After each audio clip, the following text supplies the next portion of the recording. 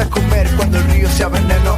¿Qué vamos a hacer cuando ya no quede tiempo? No, somos una red, no existe frontera. El dolor de la tierra se corre por nuestras venas. Si tenemos sed nos da esta tierra. El amor que refleja la naturaleza. Es de todos el agua, es de todos el suelo. Sí, bajo el mismo sol, como bajo el mismo cielo. No se vive del oro, no se bebe la plata. Oye, mientras la codicia de unos pocos no maltrata. No se vive del oro, no se bebe la plata. Nadie es inmune si el sistema colapsa. No se vive del oro, no se bebe la plata. La cuenta bancaria no te sirve de balsa. No se vive del oro, no se bebe la plata. Te venden progreso, te cobran el aire mientras bailamos este triste baile.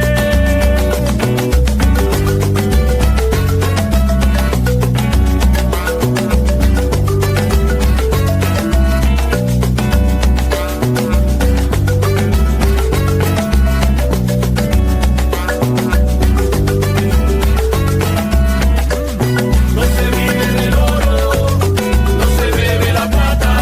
Date un momento, suelta el cable, apaga el ruido, compadre. No se vive del oro, no se bebe la plata. Siente el latido, que la damos por perdido. No se vive del oro, no se bebe la plata. Esta la codicia de unos pocos nos maltrata. No se vive del oro, no se bebe la plata.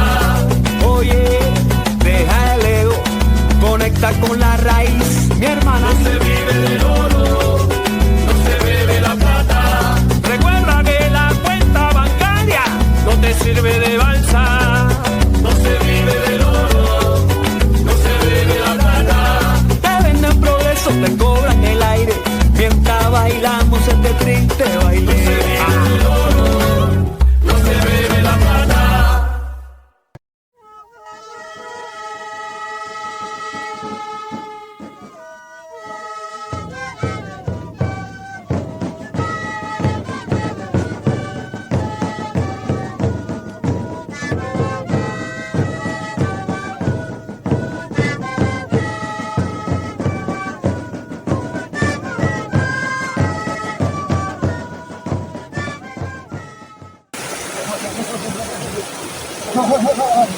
Ay, ya, ay, ya, ay, ya, panikuna, yakuna, aktakuna, sultakuna, payachakuna, machichakuna. Sayara muniniki, tutira muniniki. Pachamama chita, nyanchakuspam sayara muni. Naspaka, unang irimana chikachkan.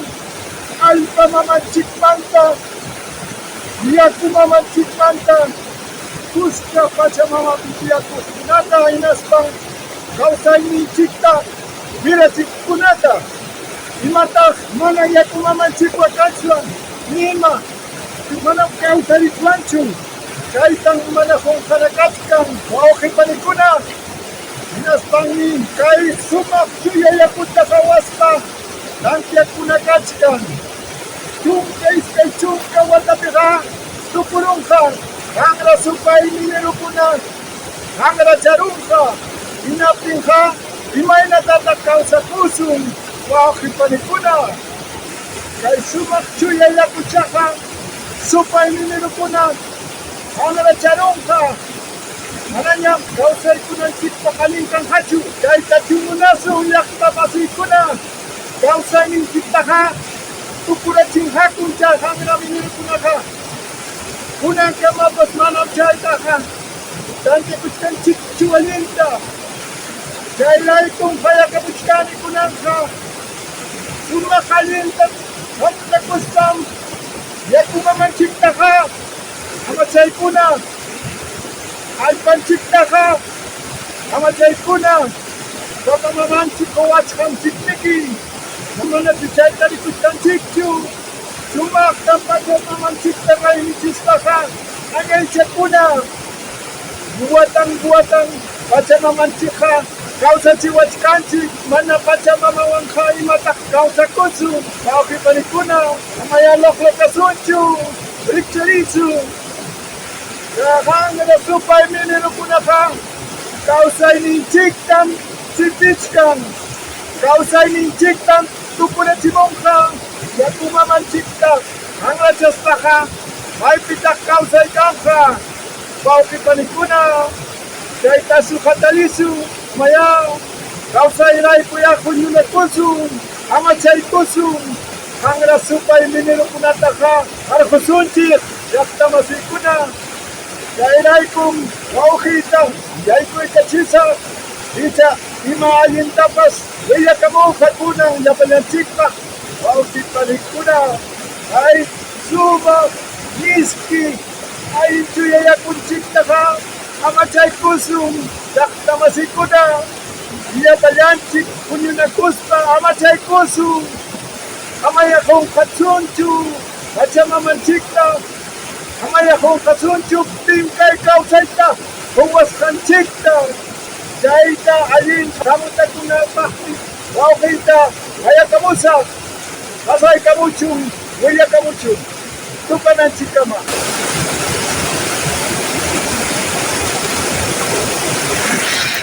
Buenas tardes, hermanas y hermanos. Hoy día vamos a reflexionar sobre un tema vital, fundamental, principal, que concierne a nuestras vidas, a nuestra supervivencia como pueblos ancestrales, hijos y descendientes del Tahuantinsuyo, e inclusive como seres humanos, como humanidad. Formulado así, parece una visión catastrófica de la evolución de los acontecimientos que se desenvuelven ante nuestros ojos. Sin embargo, la razón por la que parece exagerada es porque nuestra visión habitual de la vida ha devenido en una visión muy cortoplacista. Vivimos el día a día en una lucha constante por la supervivencia y no tenemos tiempo para pensar en el mañana. Nos han convencido, pues, que el futuro nuestro solamente puede estar seguro si somos capaces de acumular la mayor cantidad de dinero posible. Y eso no es verdad. Aparentemente es verdad. Si interpretamos futuro como duración en estado de consumo permanente, duración como crecientes consumidores. Nos han llevado a identificar la felicidad o la vida buena en relación directa a los placeres del consumo en todo orden de cosas, incluido el orden psicológico emocional. De tal manera que muchos devienen en depredadores, vampiros emocionales de otros. Cuando no pensamos más allá del día a día, no podemos ver qué es lo que se avisora en nuestro futuro, como individuos, como familia, como personas, como comunidades, como naciones y como humanidad. Entonces, para poder hacerlo, la reflexión primaria que estamos haciendo es pensar en la Tierra como escenario fundamental, como territorio, y el territorio como medio ambiente de vida, y el medio ambiente de vida como nuestra madre naturaleza, que justamente a través de ese medio hace posible nuestra vida. Reconociendo estos hechos, podemos pues entender por qué nuestra Pachamama, nuestra madre naturaleza, es nuestra madre, efectivamente, la madre de nuestra especie humana, de nuestros pueblos. Y nuestro Taita Inti, nuestro Padre Sol, efectivamente, es padre de la especie humana que hace posible la vida de todos nosotros. Entonces, como especie, como grupos humanos, como pueblos, como humanidad, la Pachamama, la Madre Naturaleza, y nuestro Padre, el Taita Inti, el Padre Sol. Si quieren salir de la sabiduría ancestral que nos enseña esto, pueden remitirse a la ciencia. Es fácilmente comprobable. Lo único que impide que reconozcamos estos hechos es las religiones y las ciencias que se basan en dogmas, que por ese mismo hecho dejan de ser ciencia. Entonces, ¿qué es lo que está ocurriendo? Lo que está ocurriendo ahora en una dimensión magnificada, inmensa, mega, como les gusta decir a los contemporáneos, es el proceso de invasión, penetración, destrucción, genocidio de nuestro continente Amarupacha y todos los pueblos ancestrales que vinimos a la vida en este continente. Preguntémonos qué fue lo que motivaba a los primeros invasores, a los que trajeron el colonialismo a nuestras tierras. Les motivaba la ambición de raíz usurera, pues. La ambición desproporcionada ¿de qué? De riqueza material. ¿Y cómo se medía la riqueza material en esa época y hasta estos momentos? A través del oro y la plata. En síntesis, trajeron la minería como actividad depredadora porque a través de ella podían y pueden obtener riqueza material inmensa. La misma existencia del capitalismo en todo el país de colonialistas fue posible desde su origen gracias a la acumulación originaria del capital. ¿Y a qué se está refiriendo? Está refiriendo, tenemos que entenderlo, al despojo, al saqueo de la riqueza material, dividida en oro y plata, que ejecutaron desde los primeros invasores hasta nuestros días. La ambición desmedida, la ambición brutal por el oro y la plata, era tan irracional, tan bestial, tan satánica, que nuestros pueblos que no lograban entender eso, llegaron, por ejemplo, a reaccionar violentamente y sacrificaron al cura Valverde haciéndole tragar oro, literalmente. Porque así se veía gente irracional. ¿Y por qué se vería esa bestialidad, esa irracionalidad? Porque nuestra civilización tahuantinsuiana y anahuaca en el norte no tenía esa forma de pensamiento, no tenía esa filosofía y no tenía ese modo de vivir. Eso tiene que quedar en claro desde un principio. No lo tenían un modo de vivir profundamente humano, cualitativamente distinto, donde la riqueza se medía en abundancia en la producción de alimentos y las creaciones humanas intercambiables. Entonces, los intercambios de riqueza eran intercambios que tenían que ver con alimentos y creaciones humanas de uso y beneficio a la humanidad. Entonces, ¿cómo ha evolucionado? Ha cambiado la situación, pues ha cambiado en el sentido de que la minería, esa actividad depredadora impuesta a sangre y fuego a través del genocidio por los invasores españoles, ha ido evolucionando, haciéndose más grande, más sofisticada, más depredadora, más brutal, más desquiciada, a tal extremo de que en la actualidad la actividad minera es la actividad que está destruyendo literalmente la vida en nuestro continente y posiblemente en el planeta.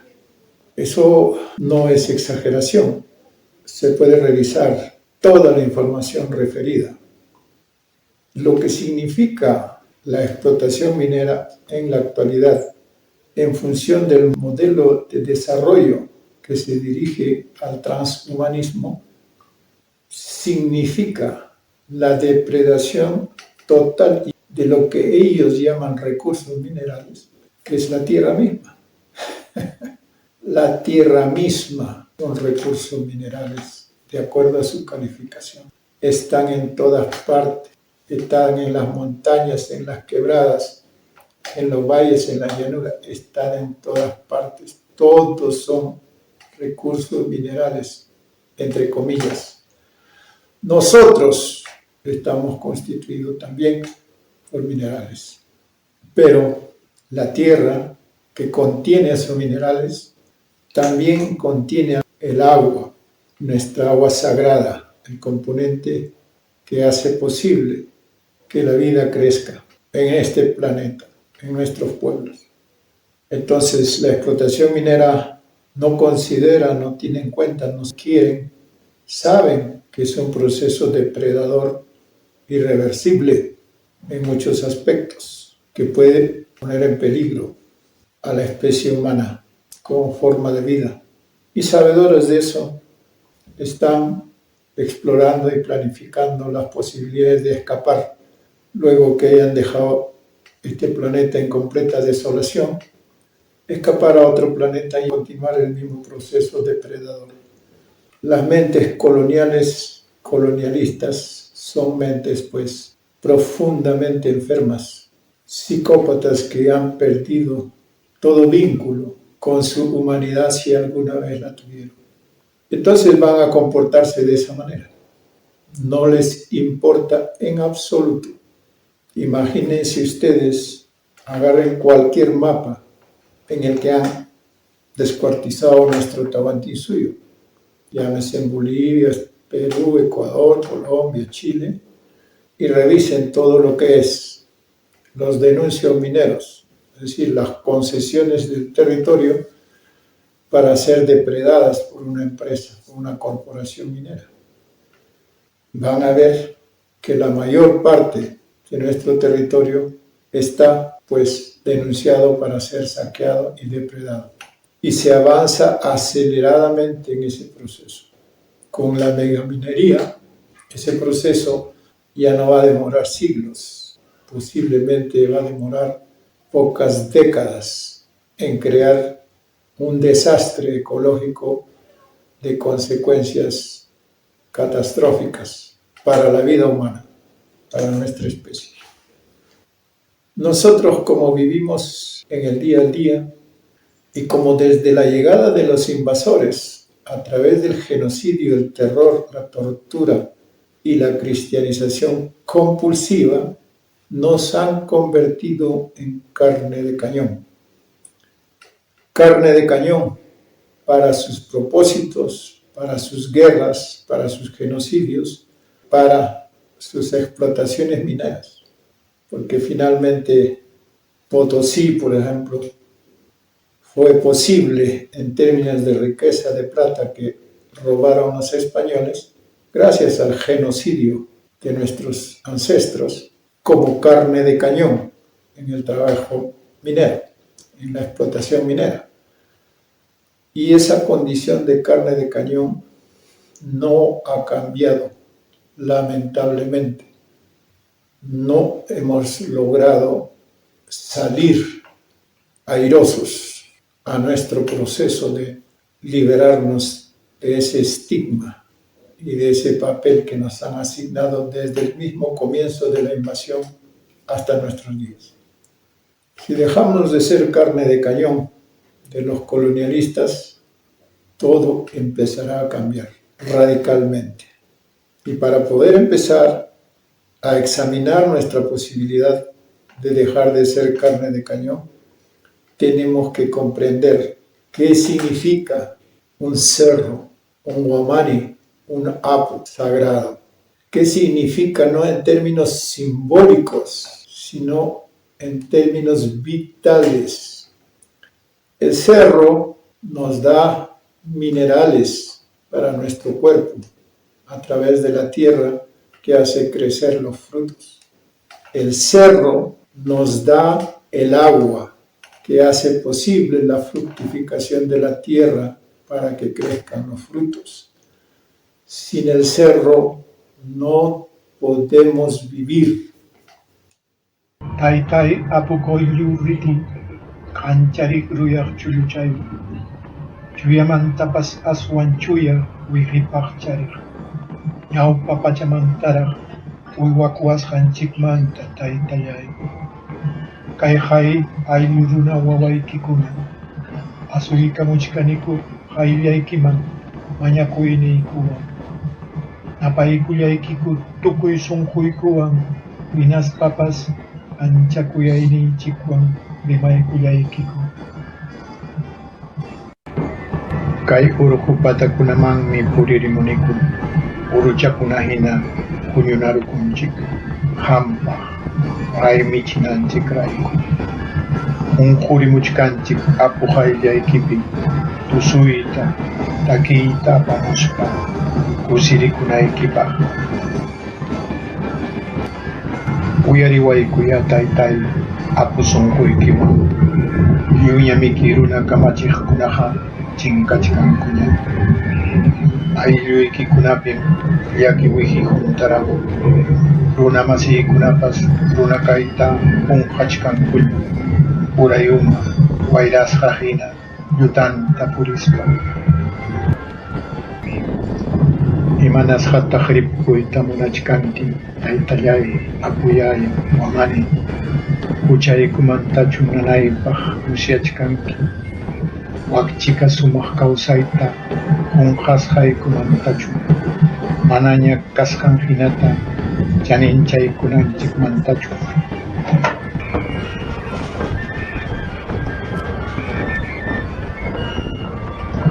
Pampachayku waykuya taytay hatun sunquykiwan. Wawaykikunamiki ñakarisqaniku yaku unumanta purispa. Kawsaytapas mana tarpuyta atispa. Wiwachanchikkunapas waqaspa purichkanku hampi ñakusqaykimanta-pacha. Apu quyllur ritillay, pachamamanchikpas waqachkanmi. Wawa churinkunapa ñakarisqanta hawaspa. Llapallan kawsaykunata hayarichkan haparispa. Kutimunaykita munachkan taytay apukunapa tayta. Ñuqanchikpas rikcharichkanchikmiki. Manañam yakuykita hanrachasunchu allpatapas wayratapas. Sumaq kawsay tiyakuypi munaspa asilla kusilla tayta mamanchiktapas tukuy sunqunchikwan kuyaspa. Pampachayku wayku taytay yaku unuchaykiwan yapa kawsachiwayku. Imaraykus ñuqanchikqa chaninchakunchik yaku mamanchikta apu wamaninchikkunata. Qunqurispamiki mañakuskani quyllur riti apu wamaninchikman. Hatun apu llapa ima ayllukuna uywaq apu wamanin quyllur riti. Hinallamiki pukyupipas apu wamaninchik kachkan Pedro Orjo sutiyo. Ichapas haqruyaya sutiyo. Manañamiki yuyarishkanchiktu allinta. Kunantaqa Pedro Orjo nispa sutichinchik. Apu wamaninchikmiki pukyu llaqtapiqa llapa ayllukunata uywaq. Chayraykun ñuqanchikqa puririnchik tutapas achiki ayllata chaninchanapaq. Apu wamaninchik sunqunta chayanapaq. Sumaq allinta rimaykunanchikpaq. Chayraykumiki ñuqanchikqa tantiakunanchik. Ayllunchiktam apu wamaniqa uywachkan yawarninwan yakunninwan. Chaymiki ñuqanchikqa raymichinchik. Manchayqa rimayllachu. Entonces, un poco traduciendo más o menos, les he mostrado un video en una plegaria que nació espontáneamente cuando visité a Huiluriti. No estamos haciendo una oración como se hace en las misas. Estamos haciendo una conversación. Y es curioso porque si ustedes han notado, el Huiluriti tenía la forma de un rostro en ese momento. Con la nieve se había formado un rostro. Y eso se repite reiteradamente cuando uno se acerca con con sinceridad a conversar con la Pachamama. Entonces, como interrogante digo, ¿no será que también es una forma de decirnos algo, de encararnos? Que estamos conversando con un ser vivo, no estamos haciendo un discurso para tranquilizar nuestra conciencia o para simplemente hacer ademán o para justificar una doble moral. Es una relación sincera que tiene que existir cuando uno conversa con nuestros apos o amanes, ¿no? Porque somos conscientes de que amanes son las personas a través de las cuales nos cría, nos cuida la Pachamama. Quisiera que se entienda que esto no es una cuestión de fantasía, de creación mitológica, es una realidad viva. Todos ustedes han tenido que conocer y entienden lo que se llama en inglés greenhouse, ¿no? O un lugar donde se prepara un ambiente cerrado para criar plantas, ¿no? Entonces uno crea un greenhouse que es un invernadero. Lo que está ocurriendo en ese invernadero, en ese greenhouse, es que se ha creado artificialmente, entre comillas, un microclima que haga posible, que favorezca la vida de esa comunidad de plantas que hay ahí. Eso es lo que hace nuestra Pachamama con nuestro Taita Inti. Lo que ellos crean es un greenhouse para que nosotros podamos vivir en el planeta.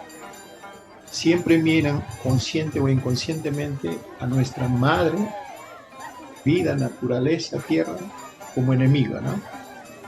Entonces no entienden, por ejemplo, que ese efecto invernadero es la combinación, es el vientre que ha creado la Pachamama para que ahí vivamos todos. Ese clima que nosotros tenemos es el efecto invernadero al que hay que agradecer a nuestra Pachamama y a nuestro Taita Inti que existe, porque por eso, a través de ese proceso nos está criando, nos está cuidando, nos está dando la vida. Y la combinación fundamental en ese microclima, o en este caso macroclima ya a nivel planetario, es la combinación de agua con dióxido de carbono. El CO2 y el agua hacen posible fotosíntesis que genera la vida. Captación de los rayos solares para hacer la fotosíntesis. Eso no podría existir sin el agua y sin el CO2. CO2 vital para nosotros, fundamental para la existencia de la vida. Es la que hace posible que nuestro invernadero esté saludable. ¿Qué quiere decir eso? Que esté cambiante, que haya su verano, que haya su invierno, que haya su temporada de lluvia, que haya su temporada de secano, de la manera más armoniosa posible para que nosotros podamos fructificar, extraer los alimentos que nos ofrece la tierra y poder vivir. Si ustedes se imaginan solamente existiera sin movimiento, sin cambio, solo verano, sería catastrófico. Si existiera solo invierno, igualmente catastrófico, y así sucesivamente. O sea, todo tiene una lógica de crianza, y esa lógica de crianza es la que está poniendo en nuestras vidas la Pachamama y el Taita Inti. O sea, la vida misma que se genera por la actividad, por la forma en que nuestros padres nos cuidan, lamentablemente lo juzgamos como fatalidades, como agresiones del clima. Cuando hay un huaico, por ejemplo, decimos qué desgracia, qué tragedia, la naturaleza puede ser cruel, ¿no? Puede ser malvada a veces, ¿no? Juzgamos con criterios de nuestra mala conciencia, ¿no? Si hay un huaico que se llevó a las personas que estaban a orillas del río, no es responsabilidad del huaico, sino de los que se pusieron a orillas del río. porque no saben conversar con la Pachamama, no saben conversarle, preguntarle dónde deben asentarse, dónde deben sembrar, cómo deben caminar, qué deben hacer cuando hay una fuerte lluvia, qué deben hacer cuando hay un fuerte calor. Todo eso solo se aprende conversando con la Pachamama. No se aprende juzgándola con nuestra lógica agresiva. Nuestra madre es el ser más tierno que puede existir porque nos cuida, nos cría, nos da la vida. Esa reflexión yo quería hacerla porque es parte de lo que he tratado de manifestar en esa plegaria, ¿no? Esa es la relación que tenemos que tener. Y gracias a esa relación, los beneficios inmediatos incluso uno lo obtiene a nivel personal. ¿Por qué? Porque uno puede comportarse y puede buscar, puede proceder de una manera más adecuada en relación a la Pachamama. Y la Pachamama te va indicando, te va diciendo qué hacer, ¿no? ¿Se entiende eso? Pues parece que hasta el momento no. ¿Por qué? Porque no nos damos cuenta lo que significa que la gran minería, que la depredación minera desaparezca de la faz de la tierra un cerro. Solo un cerro desaparecido de la faz de la tierra quiere decir un cerro menos para darnos vida, un cerro menos para crear el microclima necesario, un cerro menos que altera el curso de los vientos. Es decir, una modificación del curso natural del clima que tiene consecuencias, que no se ven en lo inmediato, pero tiene consecuencias y serán catastróficas. Ahora, 2 cerros que desaparecen, 5 cerros que desaparecen, 10 cerros que desaparecen, en esa misma proporción desaparece la vida. Y nosotros somos pueblos ancestrales que hemos surgido de Amarupacha, que es la cadena de cerros que se llama Cordillera de los Andes. Nosotros somos hijos de los cerros. Nuestra Pachamama se expresa en cerros, aquí, en nuestro continente. Si los cerros desaparecen, nosotros eventualmente vamos a desaparecer. Entonces, no es un tema a tratarlo con frivolidad, sino con investigación profunda. Ya no solamente el impacto en la contaminación de los ríos, de las carreteras, de las comunidades aledañas, sino la extinción de las condiciones ambientales que hacen posible la vida. Ese proceso de extinción no se puede medir en 1 año, 2 años, es a largo plazo. Y es fácil poder medirlo en términos de evaluación de lo que ha significado la explotación minera desde la llegada de los invasores españoles hasta hoy día. La región del sureste de Perú perdió en promedio 21.000 hectáreas de selva tropical cada año desde el año 2017. Un área 2 veces más grande que París, pese a los esfuerzos de vigilancia que los pobladores locales consideran insuficientes. Donde antes había árboles, ahora hay profundos sumideros inundados de agua marrón, donde se tamizan montañas de escombros en búsqueda de partículas valiosas.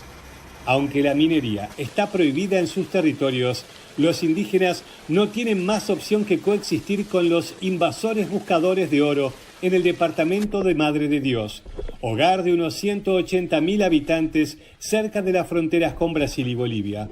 Algunos incluso terminan trabajando para ellos. Con el precio internacional del oro en alza, la búsqueda del preciado metal aumentó en Perú, el 10º mayor productor del mundo y el 2º en América Latina. Entonces, para llegar a estos depósitos minerales, en primer lugar, hay que sacrificar la vegetación. Y ahí viene el problema de la deforestación, evidentemente, como dice el dicho. No se puede hacer tortillas sin romper huevos, no se puede hacer minería en Madre de Dios sin sacrificar el bosque. La minería de oro ilegal, que ocurre junto a la extracción legal y regulada por el gobierno, es una fuente importante de financiación para el crimen organizado. Habitualmente, hombres armados se atacan entre sí y a los pobladores en una región en la que los enfrentamientos por los puntos de minería a menudo se vuelven violentos. Cuando está el precio el alto del oro, más mineros ilegales aparecen acá, nos invaden esa zona todo. Y más delincuencia también, ahí están detrás de esos mineros ilegales. Estaban poniendo la cinta peligro y atrás la han sorprendido con machete. 3 personas con machete la han agarrado, a los trabajadores la han herido, los 2 hermanos. Ahorita están en hospital grave. En 2010, Perú demarcó un corredor de 5.000 kilómetros cuadrados donde se permite operar a los mineros informales hasta fines del año 2024. De esta forma buscaron controlar el problema y proteger las reservas naturales. Pero el proceso para autorizar el trabajo de mineros informales no dio sus frutos. A los 9.000 registrados hasta el año 2019, solo unos 200 obtuvieron una licencia y muchos operan en terrenos que pertenecen a comunidades originarias. Donde ya las comunidades o los comuneros no pueden hacer ninguna plantación, no pueden sembrar su maíz, su plátano, su yuca, ya no hay, porque este terreno ya está muerto prácticamente. El responsable aquí está viniendo del Estado, porque está viniendo a hacer un desorden en el tema de eso, otorgando las concesiones o los regímenes dentro del espacio de las comunidades. Muchos mineros siguen usando mercurio tóxico para separar el oro del sedimento, a pesar de que Perú firmó un acuerdo internacional para reducir su uso y prohibió las importaciones en 2015. Otros promueven una minería responsable y en lugar del mercurio usan la técnica gravitacional para liberar el oro. Todo ese estigma que maneja la gente de afuera, los que nos rodean, los que nos miran, los mineros, yo quiero cambiar.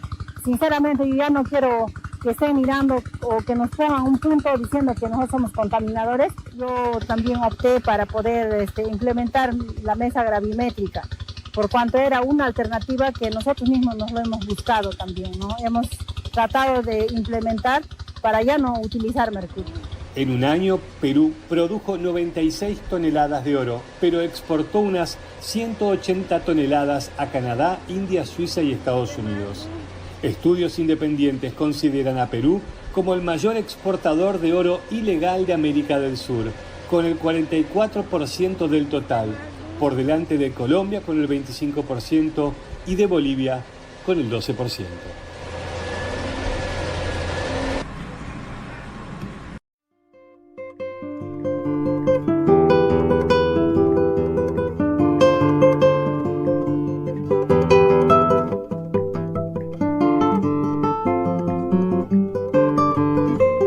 Porque llevo en el alma un río y una montaña en el corazón.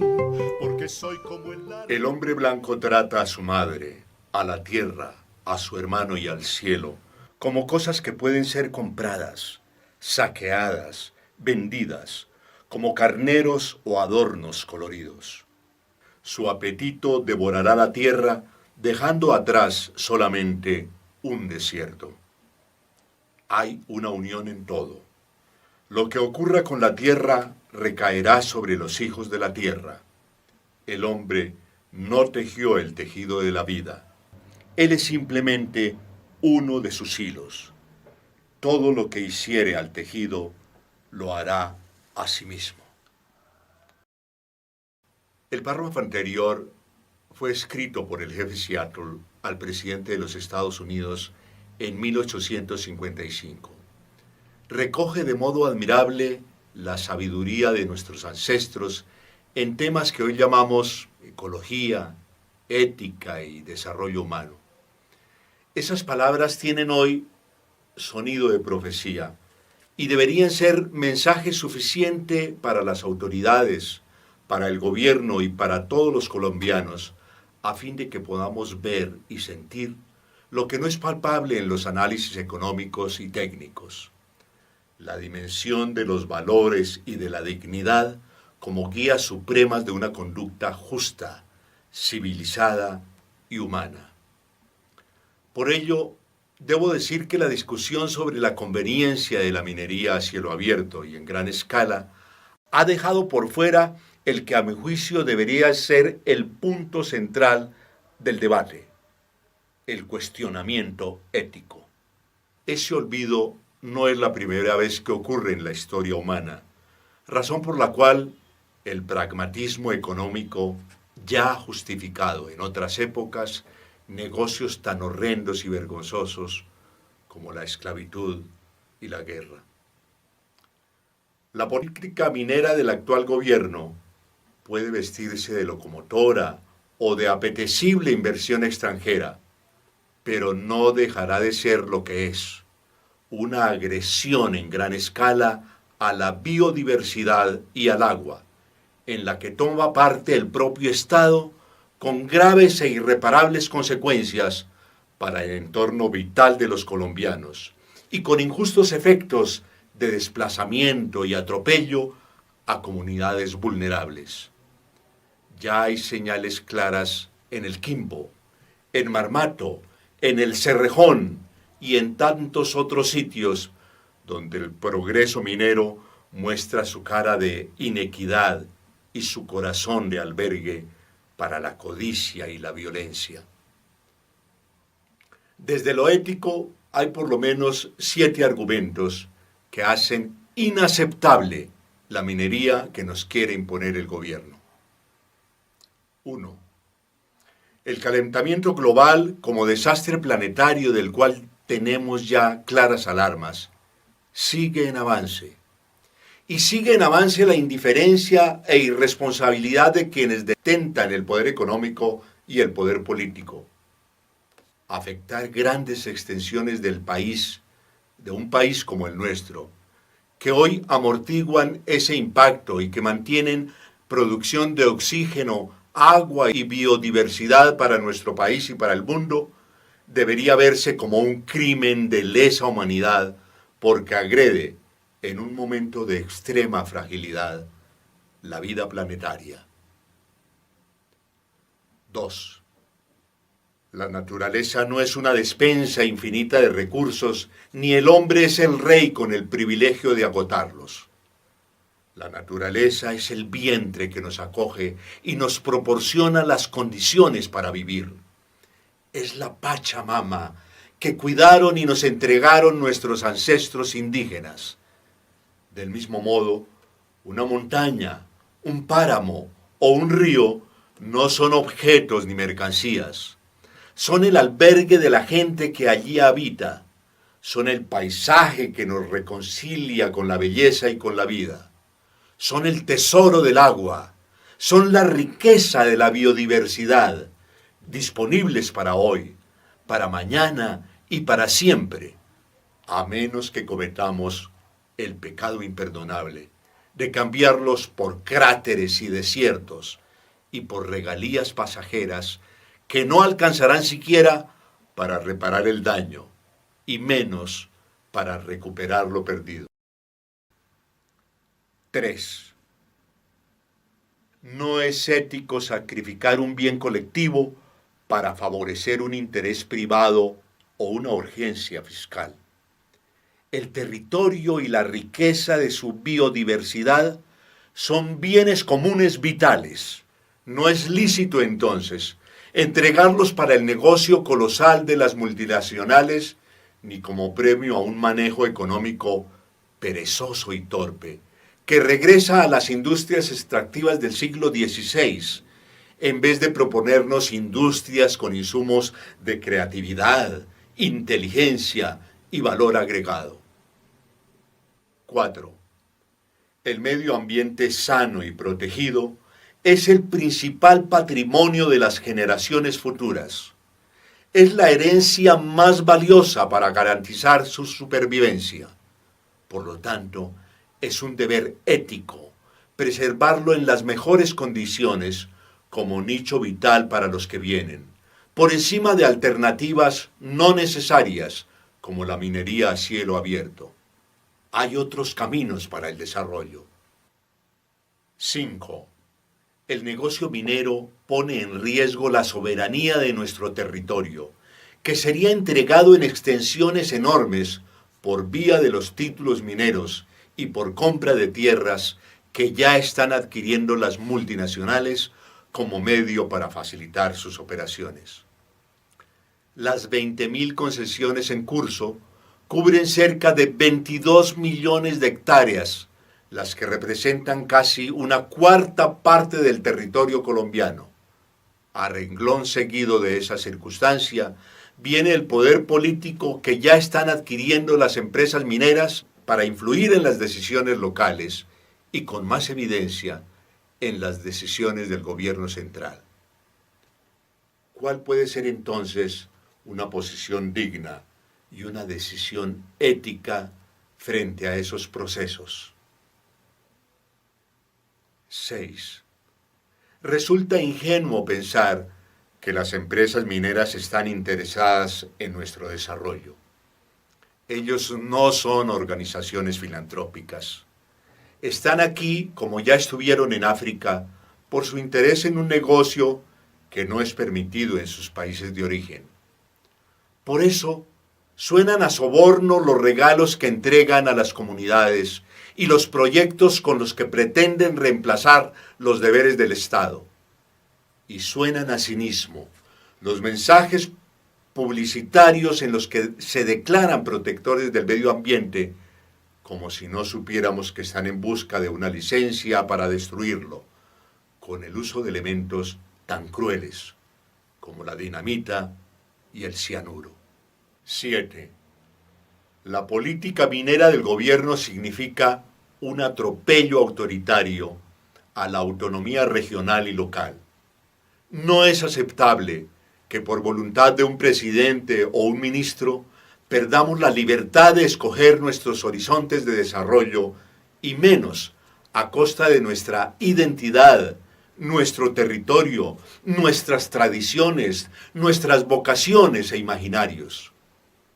En el Tolima queremos para nuestro desarrollo caminos de ciencia, educación, arte, creatividad, equidad y convivencia, como aquellos que esta región inició con la admirable expedición botánica y que podemos retomar con todo vigor.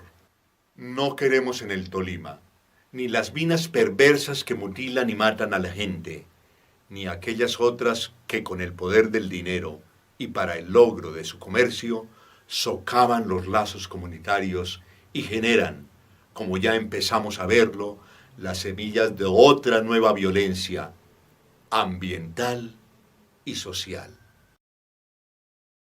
¿Podría yo hacer el negocio de vender los ojos de mis hijos? ¿Habría alguna suma de dinero que justifique aceptar esa propuesta? Creo sinceramente que estamos ante una situación casi idéntica. A mi juicio, reitero, más que la ponderación de argumentos económicos y técnicos, que también evidencian un pésimo negocio, lo que está de fondo es nuestra postura y nuestra decisión frente a dilemas éticos. Para finalizar, resumo algunos. O aceptamos que la mayor riqueza es el agua y la biodiversidad como bienes perennes y vitales, o aceptamos que valen más unas regalías pasajeras. O aceptamos que un ambiente sano es un derecho y un bien colectivo que tenemos la obligación de proteger y cuidar como garantía de supervivencia, o aceptamos que puede ser lesionado gravemente y de forma irreparable por un interés privado y por una conveniencia fiscal. O aceptamos que el Estado debe estar al servicio de la gente, respetando su territorio, sus tradiciones y su autonomía, o aceptamos que se ponga de lado de los intereses económicos de quienes buscan países pobres e institucionalmente débiles para realizar sus fabulosos negocios. ¿Qué ha pasado en África después de 100 años de minería? ¿O aceptamos que nuestra generación no tiene otra vía económica que la depredación y misericordia de su entorno? ¿O entendemos que hay otros caminos de desarrollo y que ese bien no es solamente nuestro, sino de las generaciones futuras? Todo esto Lo digo y lo siento, porque soy un viejo que pasa sus últimos años en este bello departamento, porque tengo nietos nacidos en esta tierra verde y cálida, porque soy un ciudadano colombiano convencido de la posibilidad de construir un país que a todos nos permita ser dignos y felices. Y lo digo sobre todo porque llevo en el alma un río y una montaña en el corazón. Porque soy como el árbol libre que va creciendo mirando al sol. Porque llevo 1000 canciones apretadas en mi voz. Soy del Tolima, desde el Nevado mi voz yo lanzo. Retumba un coro por sus montañas y por su llano. Que en esta tierra queremos vida, que nadie puede vender montañas, que por la suerte de nuestros hijos todo el Tolima en firme avanza. Que en esta... El gobierno actual insiste en un modelo económico basado en que grandes transnacionales extraigan nuestras riquezas naturales, nuestro petróleo, nuestro cobre, nuestros minerales y los manden al exterior, quedándose ellos con las ganancias. Y el gran problema es que es un modelo fracasado y que además en este momento es una pésima receta. Es un modelo fracasado porque, vamos a decir las cosas claras, no es verdad ni que la minería ni que el petróleo generan muchos empleos. Ni siquiera 1 de cada 100 peruanos, luego de 25 años de promover la minería y el petróleo, ni 1 de cada 100 peruanos trabaja en esos sectores. 30 de cada 100 peruanos trabajan en la agricultura y en los servicios. Es claro donde hay que poner el énfasis. Y además, por cierto, tampoco es verdad que la minería y el petróleo llenen las arcas fiscales. Menos de 1/5 de los ingresos fiscales del Estado dependen de estos sectores y se han venido abajo en los últimos años. Incluso hace un par de años la minería recibió más impuestos de devolución que los que pagó. El mayor problema en el momento actual es que los precios de nuestros metales han caído. Esto suele pasar cada cierto tiempo, nos enganchamos a la economía internacional, pero ya se sabe que este modelo no es sostenible. Hoy la guerra comercial entre China y Estados Unidos ha hecho que el precio del cobre se derrumbe y por lo tanto va a afectar seriamente los ingresos del Estado y las posibilidades de la inversión minera en el Perú. Necesitamos cambiar de política económica. Hace falta otra orientación económica que ponga énfasis en los sectores donde más se crea empleo, la industria, la agricultura, los servicios, el turismo, el aprovechamiento de nuestra biodiversidad, donde podemos tener además más desarrollo tecnológico, más encadenamientos internos y generar un crecimiento mucho más sostenible. Lamentablemente, hasta ahora el gobierno mantiene esta orientación, promueve una ley de hidrocarburos que en alianza con el afrofutimorismo quieren darle 80 años de contratos a las transnacionales petroleras para que paguen menos impuestos y sigan dañando el ambiente. Quiere a sangre y fuego sacar el proyecto Tía María, con serias observaciones ambientales, totalmente rechazado por la población del Valle del Tambo, que está a 500 metros de la mina y que es un valle totalmente verde y productivo, y por una empresa, la Sauren, que tiene un prontuario de daños ambientales. Francamente, de seguir con esta orientación, el rechazo de la población a la política económica, que hoy ya es mayoritario, como muestran las encuestas, se agravaría muchísimo más. Ojalá logremos que haya un giro en la política económica hacia una verdadera diversificación productiva y un crecimiento sostenible en el Perú. Soy Pedro Franque, economista. Esta es una explicación sobre el crecimiento exclusivamente basado en la minería en 3 minutos. Los criollos, herederos de ese proceso, como élite dominante que controla el Estado y se beneficia de ello, nos han machacado en el cerebro todos los días, desde todo tipo de posiciones ideológicas, sea de izquierda o de derecha, que la minería es una actividad que trae progreso, que beneficia a los pueblos, que beneficia al país. Pues pruébenlo. ¿Dónde y cómo y cuándo ha beneficiado y beneficia? Pruébenlo. No anden diciendo cosas solo para engañar a la gente. Está probado y no necesitan gran investigación de que la minería, desde la invasión española hasta este día, nunca ha traído progreso a nuestros pueblos. Porque si hubiera traído progreso, no estaríamos como estamos. No seríamos un país del tercer mundo en la miseria. Y son 500 años. Entonces, no nos vengan con historietas para niños. Y en el orden práctico, pues miren lo que ha dejado las corporaciones mineras luego de que saquearon los minerales. Vayan a verlo, caminen, miren y pregúntense dónde está ese progreso que dejaron. Entonces, lo primero que hay que tener en cuenta es que la megaminería es una actividad que no trae progreso, trae genocidio. Entonces, nosotros estamos en el medio. Vamos a ser como carne de cañón los propios ejecutores del genocidio que nos están imponiendo. Chaki urjuman manayakuyukman chayaykuspayki upianaykipaq mana tarispa chaypim wajanki. Chayqa tukuy ukunchikmanmi yaykumuchka. Chaypim wajanki.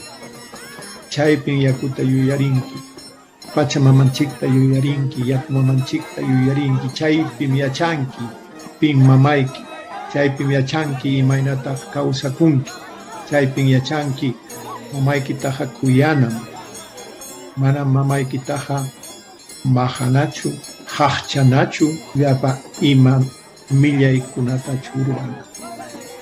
Mamaykitaqa sumaqtam kuyanan. Sumaqtam uywanapas. Mamaykiqa uywasunkiminki, hampas payachakaruptin uyamunkimiki. Pitaq paya mamaykitaqa uywamunqa. Kikiykimiki churi kaspa uywamunki, sumaqta. Chaykunatam tantiamunki, pachamamanchikta hawaspa, sumaqta purispa, uyarispa, imatapas nichkasunki. Ñawiykita kicharinki, rinriykita kicharinki, sunquykita kicharinki, uyarinaykipaq. Chay pachamama nisqaykita uyarispam sumaqta purinki, allinta purinki. Entonces estaba empezando con un tema tradicional muy antiguo que está en una estrofa de un huayno que dice: cuando tú llegues a aquellos cerros desérticos sin agua y te toque caminar por ahí, en ese momento vas a llorar, porque en ese momento vas a saber lo que es el agua, tu madre agua, tu madre naturaleza. Y eso es literal. Algunas personas que han caminado, tenido la suerte de haber caminado a veces largas distancias, a veces sin contar con agua, y tú puedes ahí comprobar lo que realmente es el agua, en esos momentos, en esas circunstancias, y decir: Dios, ¿no? Ahí clamar, ahí implorar, ahí acordarte de tu madre. Y manasjata wawa churinchikuna manaña musianchu chamamanchikta, manaña kuyanchu, manaña riconchu. Yapa ima telepukunanaña kachkan makinpiqa. Purita pasatin kuñachu, chakrataqa marita munankuchu. Pukllaytapas manaña munankuchu. Días hallañam telefonawan kachkanku. Kaynadin, sayarin kuñapas. Llakipaqmi chayqa kachkan. Imanasqataq chaynata wawanchikta qunqarunchik. Ñuqaqa hamutakuspam nini, kikinchikllam chaytaqa ruwarunchik. Kikinchikmi tumpata penhakuspa, tumpata mancharicuspa, escuelallamanña wawanchikta haykurunchik. Manañam ñuqanchik kikinchik wawanchiktaqa yachachinchikchu. Escuelallañas yachachinqa. Chaymanmi haykurunchik. Hinaspañataq qunqarunchik wawanchikkunata. Kunanqa manañamiki wahanapunchaw kanchu. Imaynamansi chaytaqa allichana kachkan. Chayraykum imanakuychkanchik. Imaynamansi kay llapa ima llutan kawsayta allichana. Entonces, lo que quería reflexionar en esta última parte es por qué nuestros niños están como están, han perdido el sentido de la vida, de la actividad, del ejercicio, del juego, del aprendizaje en la vida, y han quedado estancados en la parte digital, electrónica, cada vez más inactivos, cada vez más alejados de la dinámica de la vida. Entonces, mi conclusión es que gran parte de la responsabilidad es nuestra. Ya concheja, ya kumamanchikmi, ya kumamanchikas paja, ñujanchikpas, kikinchik ya kumpachpen. Chaytaja sumaqtan tantiakuna, imaynamansi kay kawsayninchikpi ruwana, yakuta amachaykuna, kawsayninchikta amachaykuna, sumaqta, usispa, yakutaja limaykunki, tukuy sunquwan, yakuchapas chaskinham, chayri marininki, siyakuja hampisunkimanmi. Yapa ima kawsay kay pachapiqa yakullam kachkan. Chayraykum ñuqanchikqa yakuta raymichinchik. Ñuqanchikqa yachachkanchikmi chaytaqa waranja watakunalla. Manam ñahallamantachu. Kunanja hawallaqta runakuna rikumuchkan as allintaña yakumamanchik kawsayninta. Es poco lo que podría agregar sobre el agua, acerca de lo que ya ustedes conocen. Sin embargo, deberíamos reflexionar en profundidad lo que significa el agua para nosotros, la visión que tenemos del agua, porque si es que la vemos como nuestra madre, vamos a entender que nosotros mismos somos agua, como hijos de ella somos agua, y entender eso es fundamental para poder comportarnos en la vida, relacionándonos con el agua, con cariño, cuidándola, protegiéndola, de la misma manera como nos cuidamos y nos protegemos. Esta es una actitud que nuestros padres y abuelos la han practicado desde milenios. Nosotros sabíamos esta condición de nuestra Yakumama desde hace muchísimo tiempo, y me agrada saber que hay personas en este tiempo de otros pueblos que se están acercando a la comprensión de lo que es el agua a partir de sus propios métodos, ¿no? Nuestros abuelos saben el agua como la sangre de la Pachamama, que está en su cuerpo, recorre a través de sus venas, ¿no? En un ojo de agua, que nos lleva nuevamente a las venas de la Pachamama. Entonces, efectivamente, el agua es la sangre de nuestra Pachamama, y al mismo tiempo la vemos como la Yakumama misma. Hay ocasiones en que nosotros visualizamos a la Pachamama como, digamos, como la tierra, como el entorno territorial, medioambiental, ¿no? Pero donde predomina la tierra. Pero, por ejemplo, en el lado de las naciones amazónicas se la visualiza principalmente como Yakumama. Estamos hablando de la misma persona, solo que en cada ambiente se presenta, se manifiesta de una manera líquida o no líquida, porque no olviden que incluso el suelo contiene agua sin la cual se convierte en polvo desértico, en conflicto con la vida, en esas condiciones. O sea, para que el suelo sea tierra, tiene que tener agua. El aire tiene agua, las nubes, el viento, todo ser vivo tiene agua. Entonces, entendiendo que el agua es la vida misma, nos toca ya no solamente hacer una constatación nuevamente de lo que nos enseñaron nuestros abuelos, sino nos toca ya pensar por qué hemos llegado a este punto en que el agua se vende, se contamina, se intoxica, se ensucia. Es un punto realmente suicida, ¿no? Pero estamos en ese punto, entonces, como pueblos ancestrales, estamos tratando de recuperar tradiciones de los abuelos para sembrar agua y todo eso, pero antes debiéramos pensar en cómo limpiar el agua de todo lo que hemos ensuciado, ¿no? Y cada uno ensucia de acuerdo a su propia responsabilidad.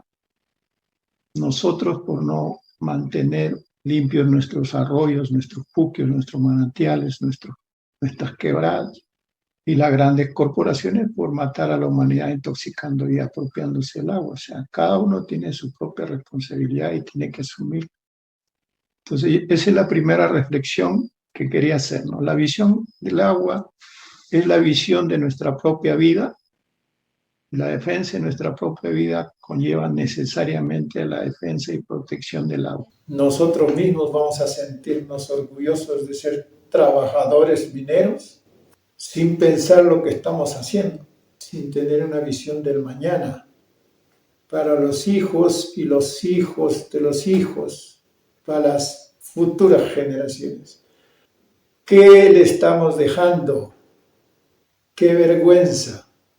Que nuestros nietos van a decir de nosotros que hemos sido unos simples pusilánimes, incapaces de luchar por la vida, por proteger la tierra, por proteger y defender nuestra tierra, que es la que nos genera condiciones ambientales para poder vivir y para poder preservarnos en el tiempo, preservar las futuras generaciones. Qué vergüenza hemos de sentir viendo el desprecio con el que nos van a mirar las futuras generaciones, si es que somos incapaces de defender la tierra. Hay muchos ejemplos de pueblos dignos que nos han mostrado que se puede cometer errores, pero se puede rectificar y buscar soluciones. Por eso les comparto la referencia de aquella isla donde se da la revolución del coco, por lo menos como un indicio de reflexión respecto al drama de que no hemos sabido entender lo que es la megaminería y las consecuencias catastróficas para nuestros pueblos. Reluctantly, Ishmael concedes to our heathen ignorance. He gives us the 2 days of torturous uphill clambering that will take us to Francisona and the heart of the war. When I'm not gasping for air, I get an idea of why the Bougainvilleans have such fierce reverence for the place they call Mekamui, or Sacred Island, and why they could no longer sit by and watch its minerals being plundered. We have seen our valleys, we have seen our forest, we have seen our rivers, beautiful trees, beautiful forests, literally thrown into dust, and we will not allow that to happen. En route to Francis, we come across his vice president, Joseph Kabui, who puts the history of the place into perspective for us. Ever since the French explorer Louis de Bougainville put his name on the map in 1768, the island has gone through an endless game of colonial pass-the-parcel.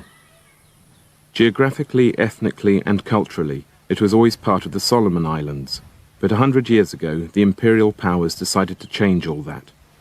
The situation that we are in is not only unique for Bougainville. I mean, there are many African countries that the superpowers, merely just carve them out. Put a line right through and say, okay, this part belongs to you, this part belongs to me. A deal was struck between Germany and Britain. Germany saying, okay, I'll give Western Samoa to you, Britain, and Britain said, okay, I'll give Bougainville to you. Germany didn't keep Bougainville long, though, as Australia grabbed it during the First World War. During the Second, Japan snatched the island for a few years before Australia grabbed it back. And in the meantime, it had ended up as part of Papua New Guinea, which got independence in 1975. Bougainville declared independence 2 weeks earlier, not that anyone listened, and it took another 13 years for war to break out.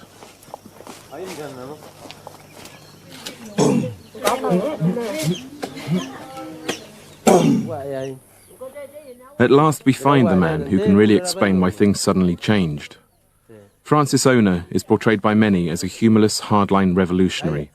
I suspect they never really met him, because it certainly isn't the impression I get.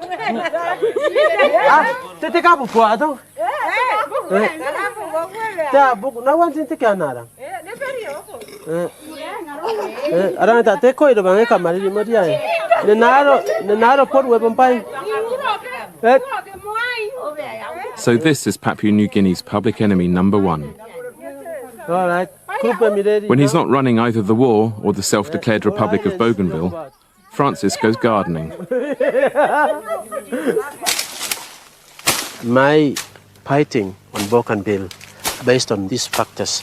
One, that is, we are fighting for man and his culture. And two, land and environment. And the third one is independent.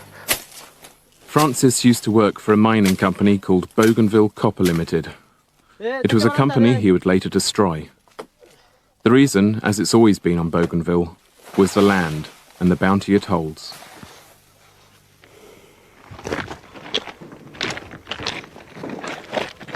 This is a Panguna mine. It's development that has been taken, place starting back in 1960s. My people here were very ignorant, and they didn't know that in the future there would be a very big mine here, which is very destructive. Before reaching the final layers of overburden, they cleared 550 acres of jungle and sluiced away the unconsolidated volcanic rock and ash. Bougainville Copper Limited, or BCL, is mainly owned by an Australian subsidiary of the world's mining giant, Britain's Rio Tinto Zinc.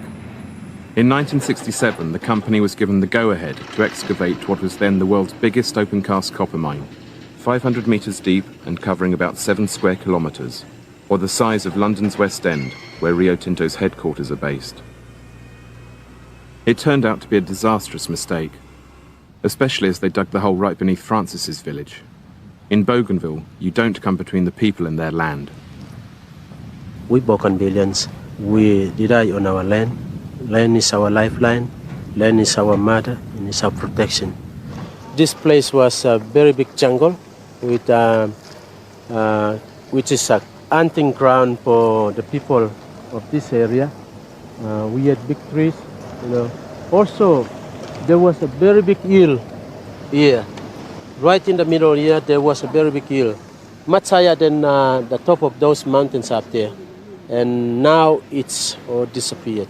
So now this land, which belongs to people, my people, is now become abandoned land. And I don't know how we're going to use this land back again.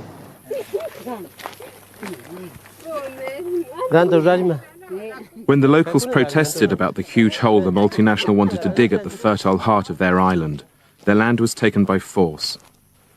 Of the $3 billion the mine made in profit, only 1,000th was given back to the people who owned the land. Rio Tinto Zinc had started to create their most expensive enemy.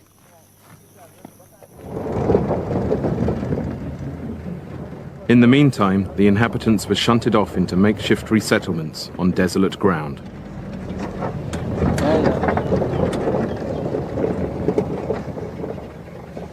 That's the Dapera village, and you can see that's the standard of building they built here for people. It's really like a shanty town. BCL was not been too much genuine to how we can resettle the people. This school was built by people themselves. Even the company and the government, they did not give any support.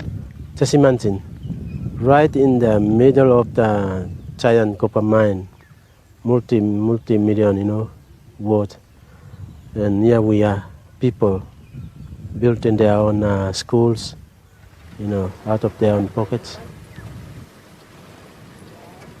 But the thing that really stuck in the craw of the Bougainvillians was the pollution spilling over their land. Waste from the mine to the tune of about 1 billion tons ended up flowing down the Jaba River, contaminating it with copper, mercury, lead and arsenic. It killed off the wildlife and turned whole forests into moonscape. The land still bears the garish scars. This is where all the pollution have been drained from the Panguna mine. You cannot drink water now down there. There are no fish, virtually nothing. And this will be maybe for next 200 years. This whole river system has been destroyed, and even you can swim into this river. Things hit boiling point in late 1988 when the Young Landowners Association, led by Francis, demanded both the closure of the mine and $10 billion in damages. The story goes that the BCL management laughed at them, $10 billion being far more than the mine was worth. Francis did not like being laughed at. He left the meeting in a hurry, broke into the local mining depot, and stole 50 kilos of high explosives. He and his friends had decided to close down the mine themselves, with some well-targeted sabotage. Panicked about losing what was nearly half of its export earnings, Papua New Guinea sent in the riot police.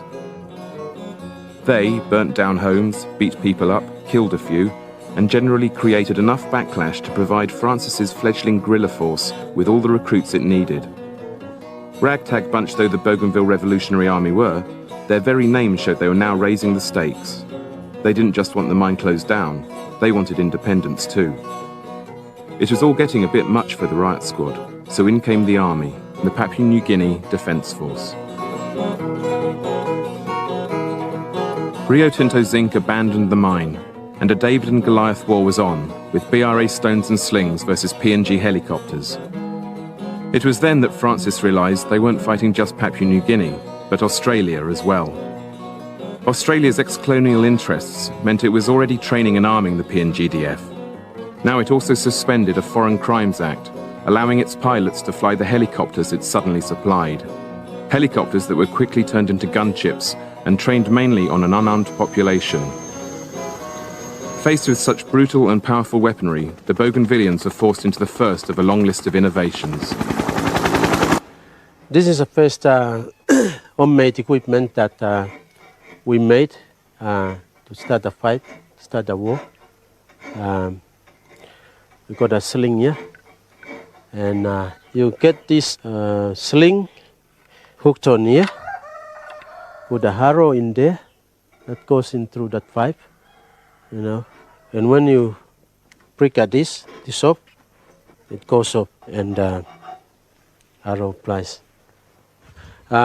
We make our own guns using all the material all around the place, been left by also in the Panguna. Pick them up and then used to build, cut down all the machines, cut down all the pieces and join them together. Like this one, all this has been made here, and we double them, made in Mekamui, and it's got a serial number. So if part of the equipment is been destroyed in the field, they can come back and then build their own guns. And this is how we build confidence in the force.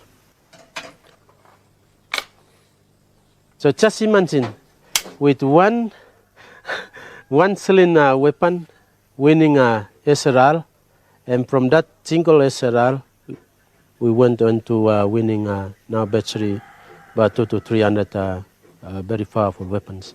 This one is resting now, having a holiday or whatever. Resting for good, yeah.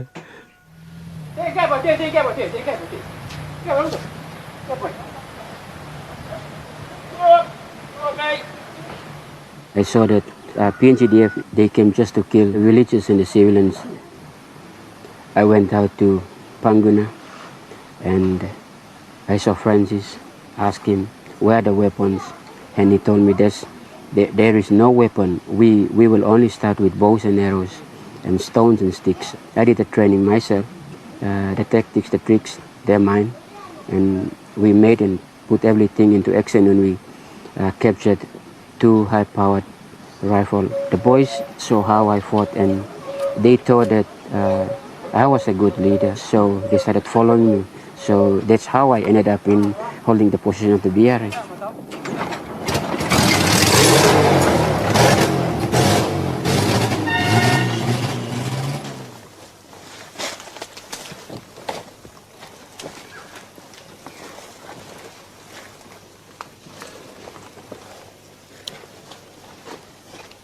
There are no clear front lines in the jungle.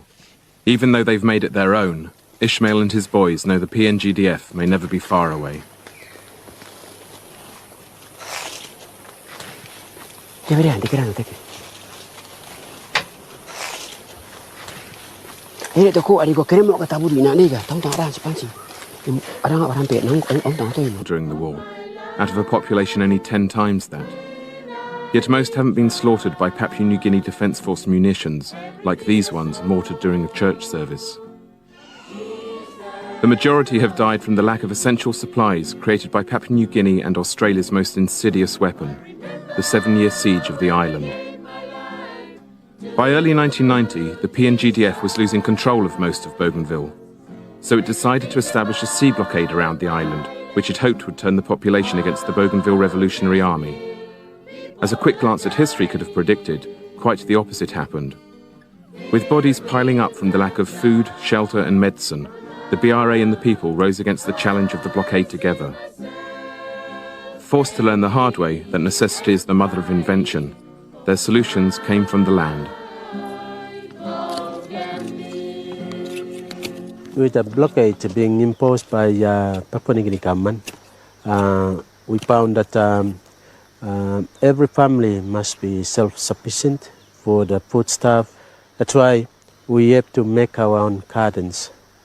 We got shifting cultivation type of gardening here, and we have integrated mainly every crop, every food crop that we can find. William was a businessman. Now a refugee from PNG-held territory, he shows us the green fingers he's had to develop. This whole area is full of gardens. How the people here survive, because the soil is so rich. It doesn't matter if you're gonna do the garden farming on one area, single area, we're still gonna get fruit. Fruit is still gonna go on, garden. What garden we got? We got sweet potato, we got bananas, we got cassava, and we got a lot of taros. We planted sugar cane, and then we got pawpaws. We got a lot of yams around here. Onion, corns and tomatoes, peanut, potatoes. People, it's very hard for them to hungry. People in Bougainville alone, they survive. That's why we say we can't depend on other people. We got a blessing. Gardens from here is no end. And you got bush from the river up to another mountain. As you see, the whole green is all over. That's Bougainville.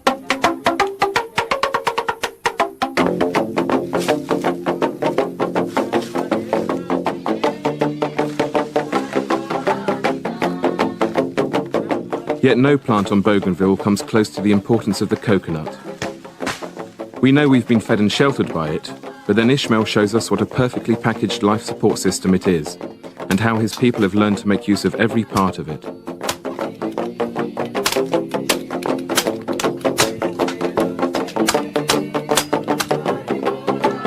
Water block coconut. Now we got a lot of iron, very strong now about. Skim longan, squeeze him, put him low fire. The time you hot, you can squeeze him. Na suppose you got soa, you na put him low soa. Tap longan, skim longan, dry skim longan. Put him low fire, low cook. And then sell longan. This la. Suppose you got plant the mosquito because inside lot. Island no you got mosquito. Because I use this la rousing mosquito. Milk longan lo hap. Cook your milk him. Coconut milk by like cooking kumu. Coconut oil lo lamb. Now this like me new plug in something where me play in line inside of crisis. Then plus I use him coconut leaf lo basket. Me plus I use him lo basket. Me play got soap made of coconut oil and first grade oil. He got triple grade A, B, na C. Na low grade and me plus I walk him na kasi clean him all gun.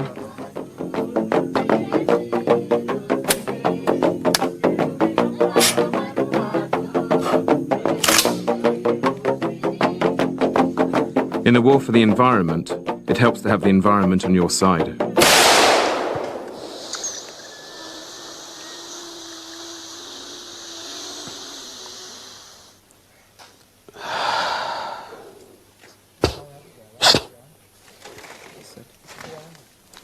That's for if you had a nose block, then we usually use it for clearing the nose so that you can smell anything on the road.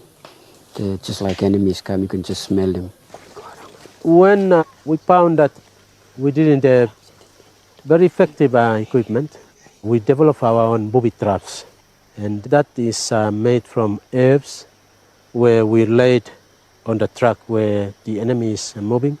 And then when they go by it, they started to develop a sickness. In one of the booby traps, your testicles, just swollen up, and your penis, just enlarged.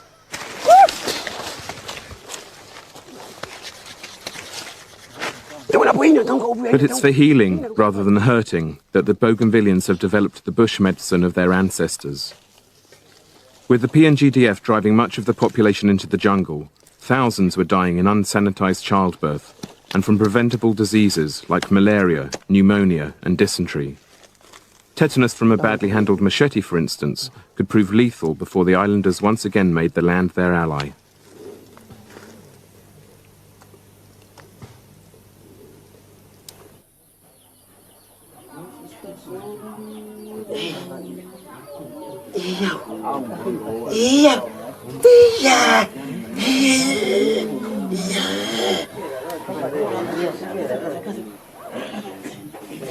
That's a piece of asbestos. Is it from the mine? Yes, from the power pylon. We got all these herbs put into the all of 5 of the popo, and then with steam blown into that area where it will going to dry up very soon. Francis is always on call as local GP, and his presidential HQ doubles as a surgery. We got herbs here, certain medicine, which locates the areas been damaged, and blood is not flowing well. If there is no sickness, it will just, slice through like this. But when it finds areas where it's not functioning well, it will stick, It sticks like a glue, The claims of Francis and his fellow healers amaze me. Being able to cure malaria, leprosy, appendicitis and cancer without operating, developing a herbal contraceptive which doesn't harm women. Having seen what else these people can do, I can no longer just dismiss it, especially as so many patients back it up. And at least Francis isn't so sure about all the cures. We have given a treatment to some person because he had AIDS disease and sent him home. But we didn't have proof, any medical reports by doctors. So that's why we think we have treated someone with AIDS. So Francis invites anyone with AIDS to come to test the Bougainvillean cure. Let's go gardening now.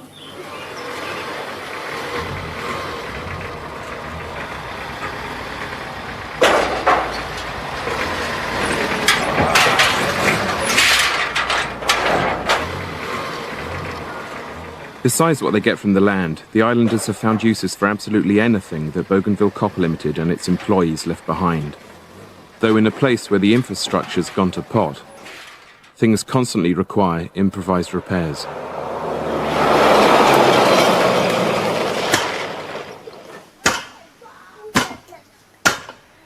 That's my car over there. It's not actually mine, but when I fought, everything just got into hands. The PNGDF, they came, they shot at me, and just some of the bullet holes. I don't know how it happened, but I was in the hands of the Lord, so I was saved. Along with his truck, his generator, his exercise gym, Ishmael brings anything else he can carry back from successful operations. On a blockaded island, it's the only way to go shopping. Well, that's how. He likes playing with the ball. I took the ball from one operations in Buka. That's part of the victory. I had to go and give it to my kids. Well, that's where we play. That's the music shop, the music station. We teach ourselves how to play. Oh, this is the place. It's really not good, but we like it being here. I like being here. It just reminds me of the simple life. My hand is not really good, but it's the rhythm, and the lead is over there, and that's the keyboards over there. Jesus, we praise your name, 'cause you are the soon coming King.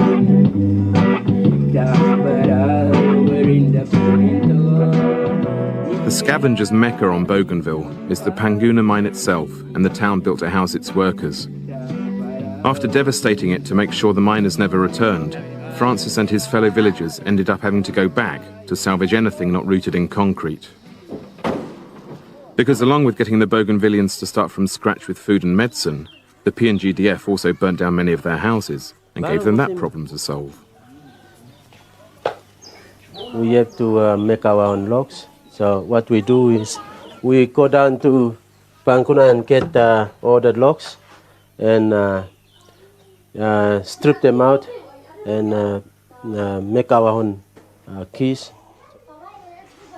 using all the rubbish from the Panguna mine. We can build good houses. As you can see, bits and pieces of lighting up houses, switch boxes. I know these people can make something out of nothing, but I still can't work out how they can light whole villages. William laughs and takes us to his local workshop. As you see, all the parts and all the machines, like a water pump, it's a barbed wire. We got something to do with it, because some people, they might throw it away. We don't. We collect parts. We can make things out of it. The islanders have dragged the mine's debris, sometimes for weeks across the mountains, to create this sort of setup. And it's in places like this that they've cobbled together their own ecological power supply, hydroelectricity. Okay, these are the intakes pipes for the hydro, and from there it goes right down to the generator itself.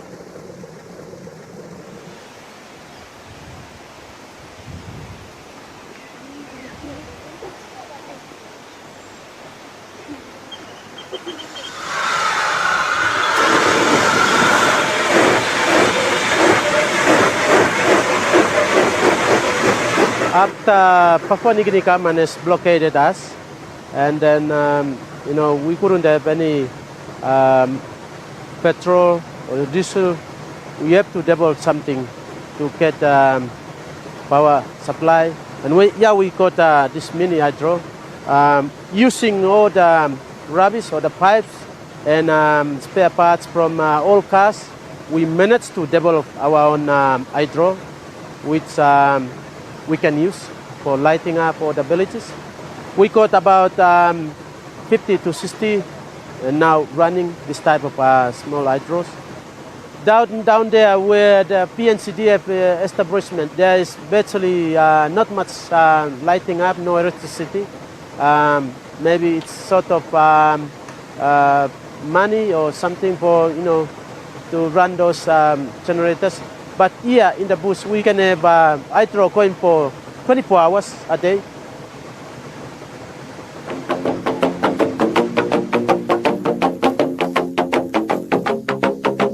I think with the blockade still on, that would be very nice.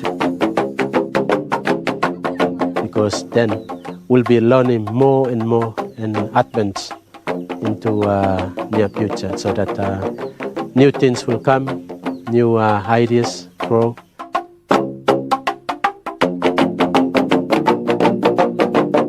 New ideas have been growing wherever I look, but the high point of this eco-revolution has to be the way they're still driving around without any proper fuel supply after 7 years of blockade. The secret, as I should have guessed, is growing all around me.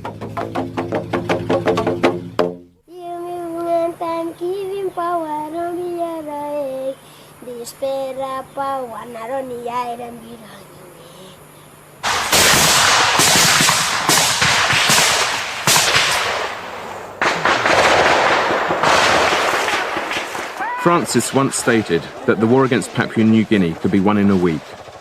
The war against Australia, that'd take a little bit longer. And by 1996, the Bougainville Revolutionary Army was winning.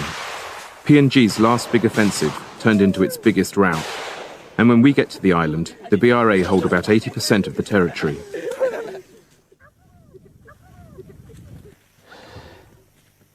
You can see that that's the Toyo Valley. Further down where you can see the last mountain, that's where last the PNCDF camp is. That's Bolabe. And that's where they end. They don't come any further. The PNGDF don't come any further, not just because they're beaten, but also because they hardly care anymore. In the war for hearts and minds, the BRA were always winning. And when no other country came to Bougainville's aid, the people found support in a different realm. Because the colonial legacy they most embraced was that of the missionaries. I think without Jesus, I wouldn't have come this far. Just because without that superpowers, the Australian government or whoever who has been helping the Papua New Guinea government might have beaten me a long time ago. What for true? O kan maybe you come punda non place. What for true? You play on crossfire o kan giround or something. Tamping go the temptation na take arm go duara dimang. Blongonem.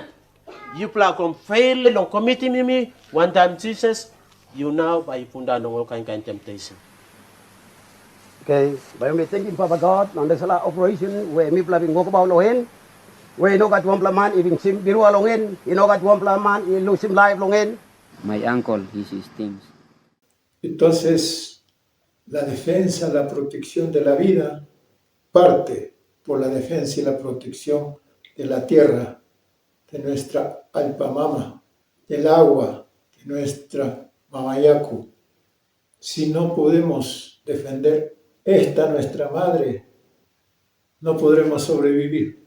Así de simple, a futuro, digo. Entonces, vivir el día a día y vivir el apogeo del consumismo no nos va a llevar a nada bueno.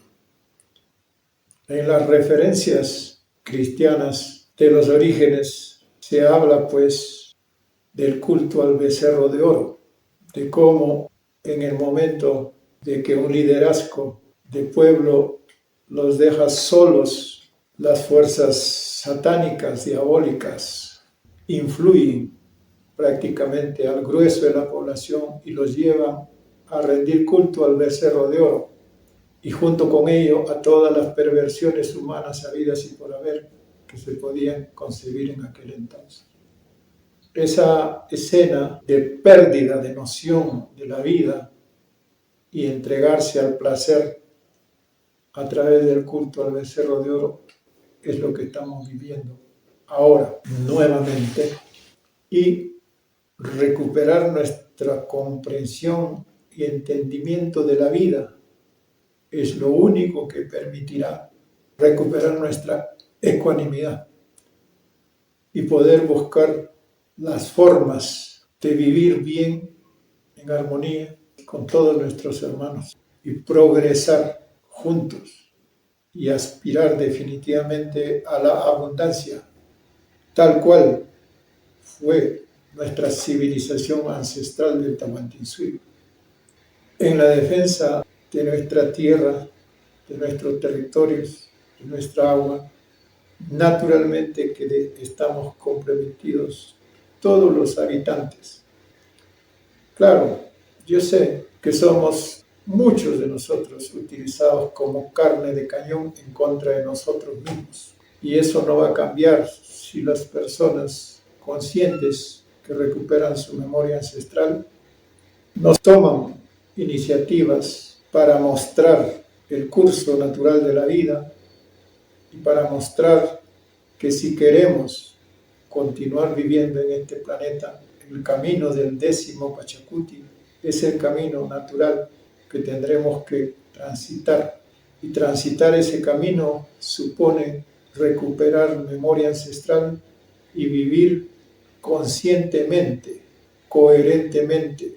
Existirán muchas formas de solución frente a este problema.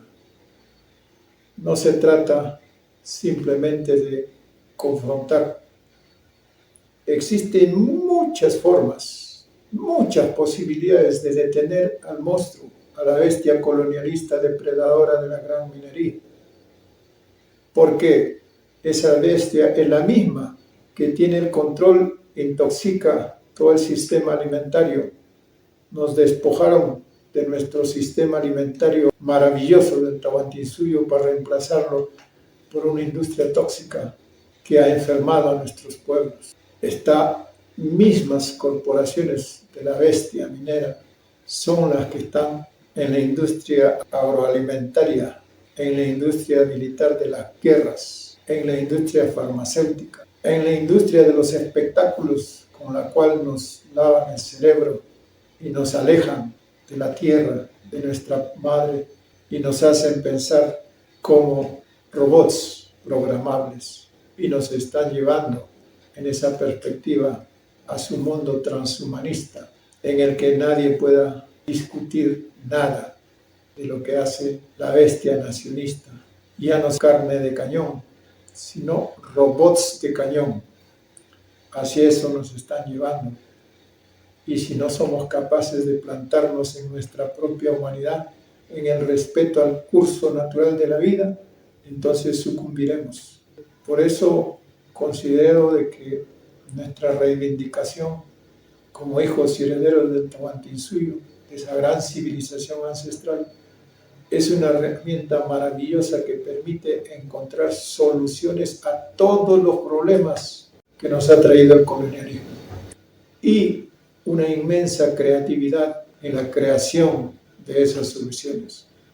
No perdamos fe en nuestra propia condición humana y transitemos el camino del 10º Pachacuti sin tener ningún miedo, ningún temor y sin pedir permiso a nadie para ejercer nuestra libertad. Es todo lo que puedo decir hoy. Conmigo será hasta la próxima. Tupananchikama.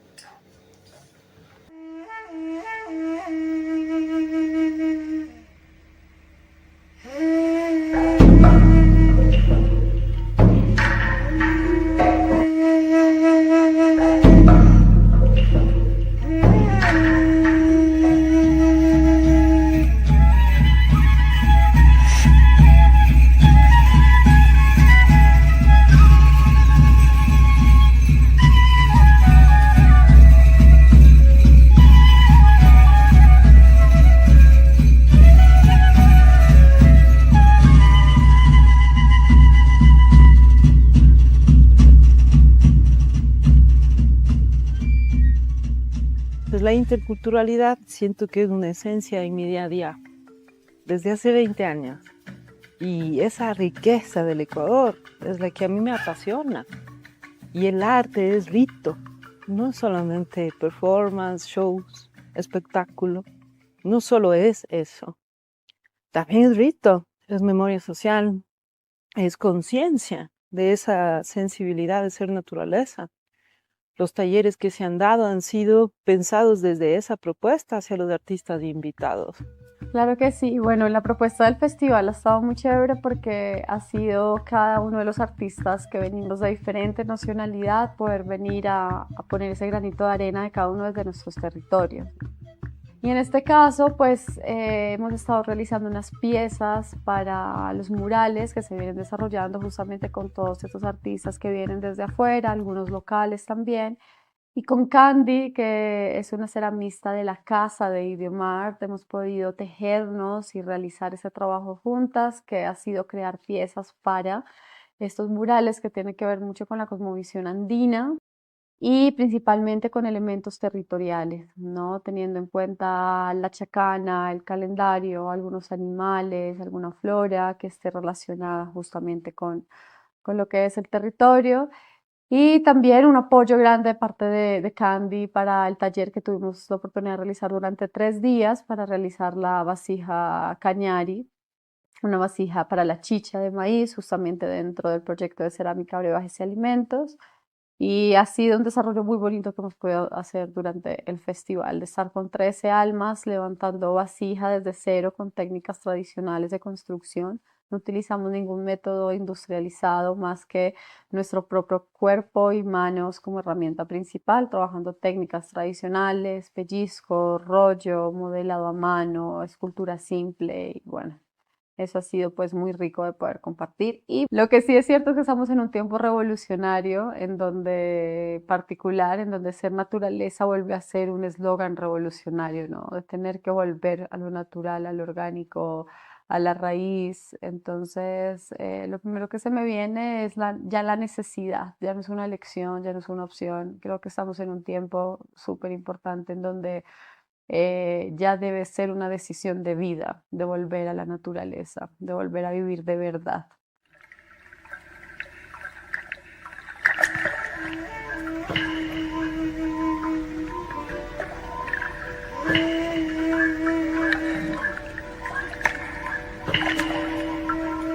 La muestra es el proceso final, la presentación del instrumento, un instrumento musical que lo hicimos dedicado a la tierra, dedicado al páramo, dedicado a la naturaleza.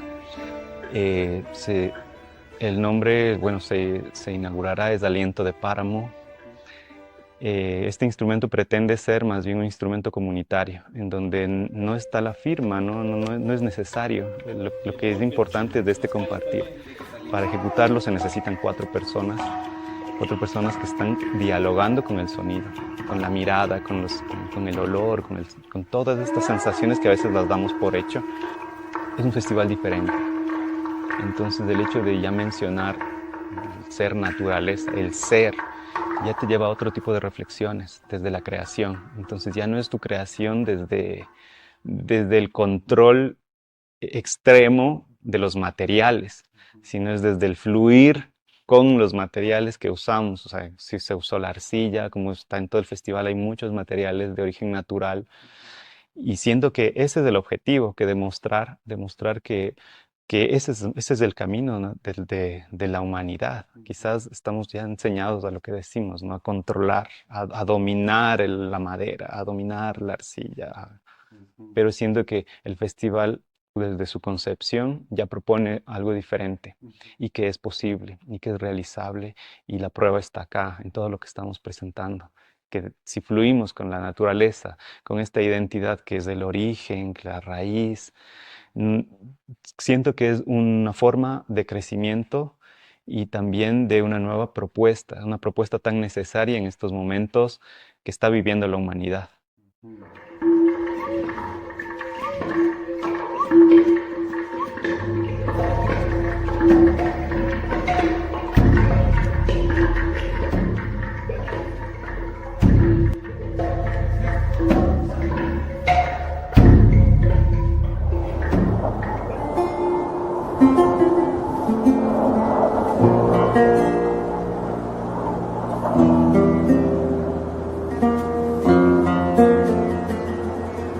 En nuestro caso, en nuestra comunidad es muy importante, ya que de nuestra comuna nacen 7 canales.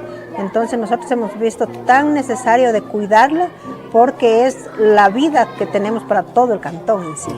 Bueno, de nosotros antiguamente, de manera ancestral, los canales han sido trabajados por la propia gente de la zona y se sigue dando mantenimiento.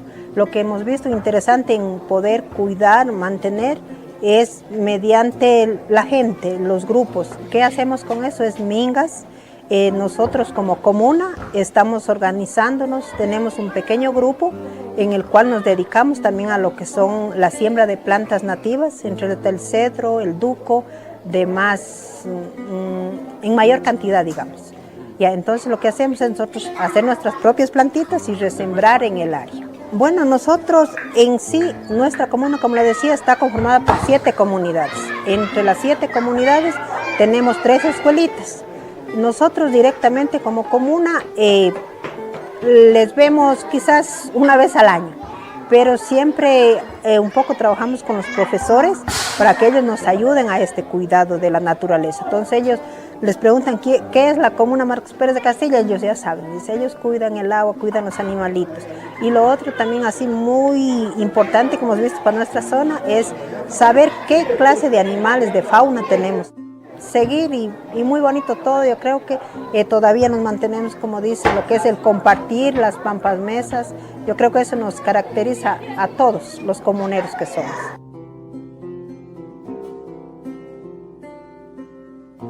Entonces, de esa forma nosotros venimos trabajando dentro de la agroecología y también contribuyendo al medio ambiente, porque ese es también nuestro lema, cuidar nuestro medio ambiente para asegurar nuestra soberanía alimentaria. Trabajamos incentivando a nuestra producción, a nuestra siembra, la chacra, rescatando nuestros valores, nuestras costumbres de nuestros antepasados que nos han dejado, de nuestros abuelos. Vamos a sembrar en la luna. Entonces es como cumplir, rescatar un valor de nuestros abuelos. Por ejemplo, en la luna tierna no podemos cosechar o sembrar. Entonces vamos siguiendo todo eso, vamos compartiendo con nuestros jóvenes dentro de la comunidad y dentro de la provincia también. Muy oportuno estos encuentros, estos festivales que se está haciendo. Es como un despertar, ¿no? Y eso descubrimos el día 16 de septiembre, cuando toda la gente se volcó a la ciudad para decirle no a la minería. Eso nos ha dado mucha esperanza realmente, ¿no? Porque como usted es testigo, ha visto y ha sentido de que toda la gente está por el agua, ¿no? Hubo un momento de conexión con ese espíritu del Paucar Raimi, de la abundancia, del compartir. Entonces el compartir no solamente tiene que ver con los alimentos, ¿no? Que es algo muy importante, claro, sino es también lo que uno tiene en el corazón, lo que uno tiene como para compartir al crear, ¿no? Que es una creación del momento. Cuando yo me veo con el otro, con la otra, en ese momento se genera algo y ese algo puede traducirse, en este caso, en piezas, en obras. Bueno, hay muchos retos para los jóvenes. La gente que está ahora adulta, digamos, tiene esa responsabilidad también de defender lo que pueda desde su espacio, desde su sentir. Y creo que el mensaje más grande que podemos dar es ese, el ser coherentes con lo que expresamos, también en nuestra vida cotidiana y también en lo que queremos para nuestros hijos, ¿no? A la final yo creo que más importante que el mensaje es la acción. Sí. Para mí es como un mundo desde el abstracto, desde la expresión, hasta lo hiperrealista, combinado con las líneas, poder uno armar como películas, poder mandar mensajes en esta cuestión semiótica y semántica que se crea bajo los bocetos, bajo las conversaciones, conversando con la vecina del barrio, con el sitio mismo que nos da información para armar todo un sketch y un proyecto que le llamamos proyectos murales o proyectos pictóricos. Siempre tienen un mensaje detrás y siempre tienen un concepto también. Estoy con Joan Belmar, que es el artista chileno, y estamos justo trabajando el mural que refiere a conexión con la raíz, conexión con la madre tierra, que ha sido el tema esencial del festival, y en esta parte del mural estamos tratando de buscar esa conexión que existe bajo el suelo, ¿no? La conexión del micelo, de las raíces, como entre los hongos, las plantas, todos están conectados o han estado conectados desde siempre. Al final entendemos que nuestra vida tiene un tiempo de caducación y la vida no es eterna y nos aferramos a cosas materiales y el dinero obviamente es importante, hay que comer, pero hay cosas que son mucho más trascendentales, como la colaboración, el vivir una ciudad, como visitar una ciudad, integrarse con la comunidad local. Hay que esforzarse, pero no forzarse. Es muy loco, cuando tú te pones una máscara puedes como que dejarte llevar por el espíritu de esa máscara y permitirte cosas que desde tu identidad, no, porque al final de cuentas somos un personaje, porque donde nacemos, nuestra educación, la manera de hablar, todo nos va haciendo un personaje y creemos que somos eso, pero en realidad somos una construcción social.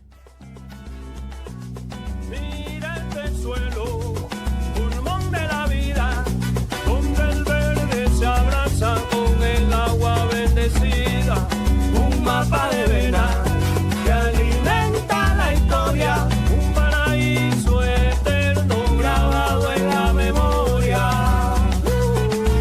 Pero llegaron con ojos de metal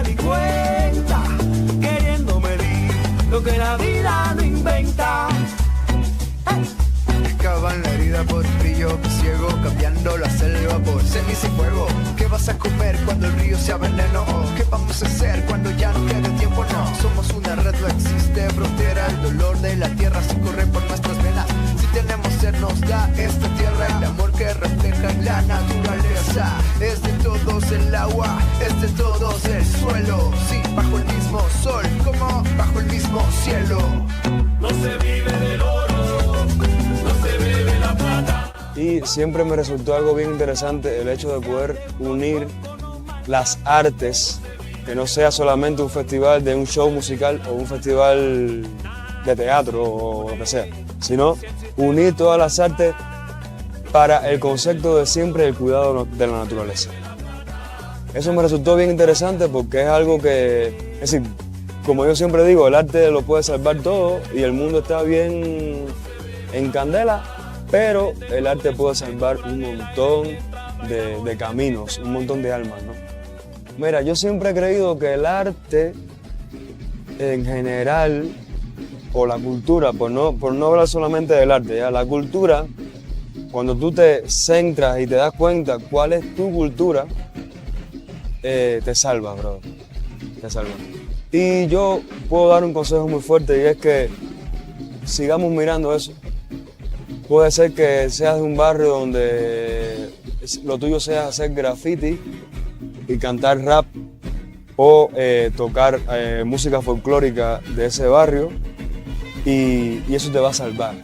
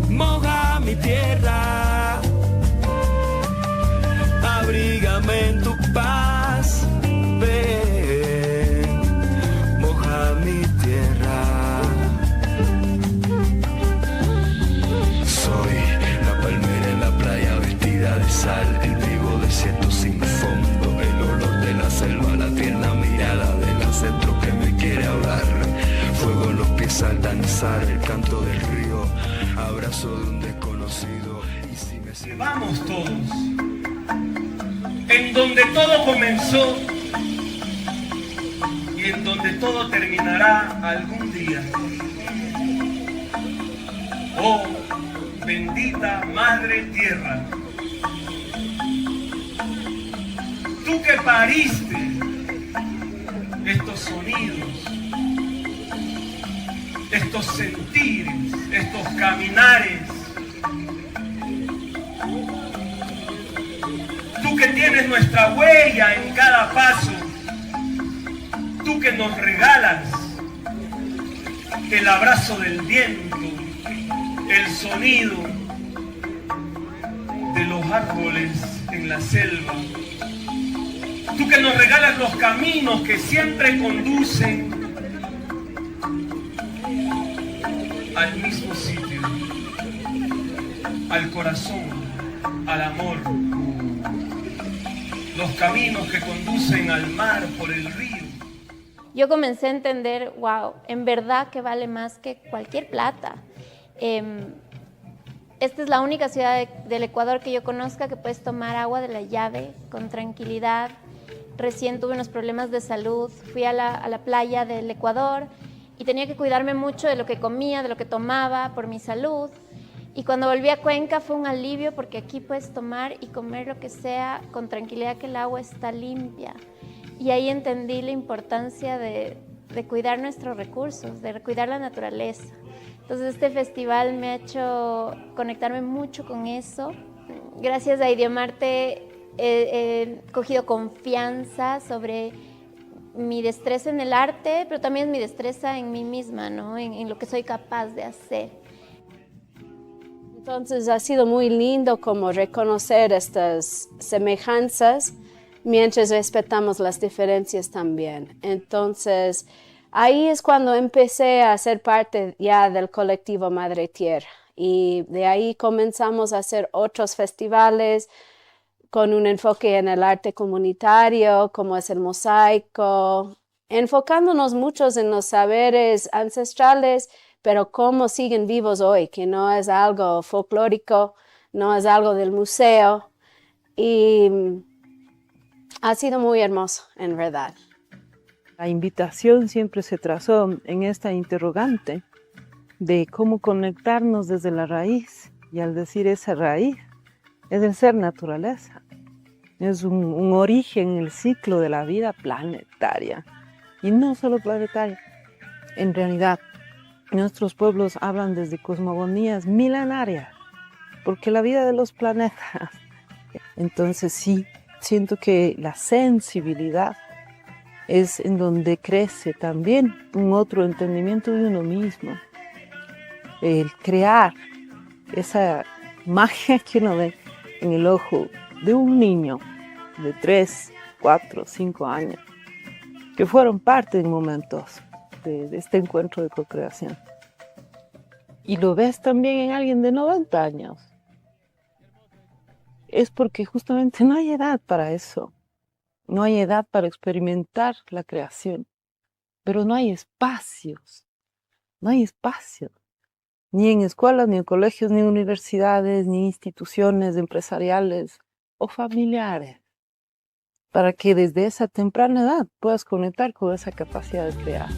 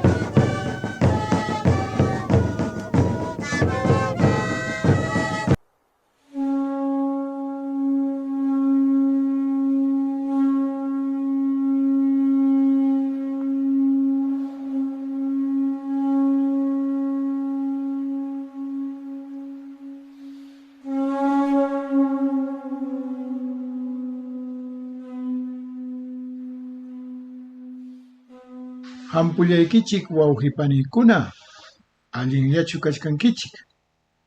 Kunanmi hallarichkanchik hawaqpa videokunata. Kunanmantapacham sapa semana hawanakuchkasun. Rimanakuykunawan hinaspataqmi hawaq revistapi qillqasqanchikkunawanpas. Ñawpa yachayninchikkunatam kutichisunchik. Inka ripachapim kachkanchik, pachakuti ñampiñam kachkanchik. Hinaspaqa kuskaya puririmusun kallpachakuspa. Huk umalla huk sunqulla hatarimusun lliw suyunchikkunapi. Hinaspa chikichaywan hipa hamuq wawanchikkuna wiñarinqaku. Sumaqta kawsakuspa, kallpachakuspa, kusikuspa. Paykunam llaqtanchikta hatarichinqaku sumaqta. Chayta qawrikuspam kunan rimanakuyta apamuchkaykichik. Wawqinchik Guillermo Marinwan. Paymi rimarichkanqa México sutiyuq llaqtamanta. Hinaspa tinkuchisun Anahuac runakunata Tawantinsuyo runakunawan.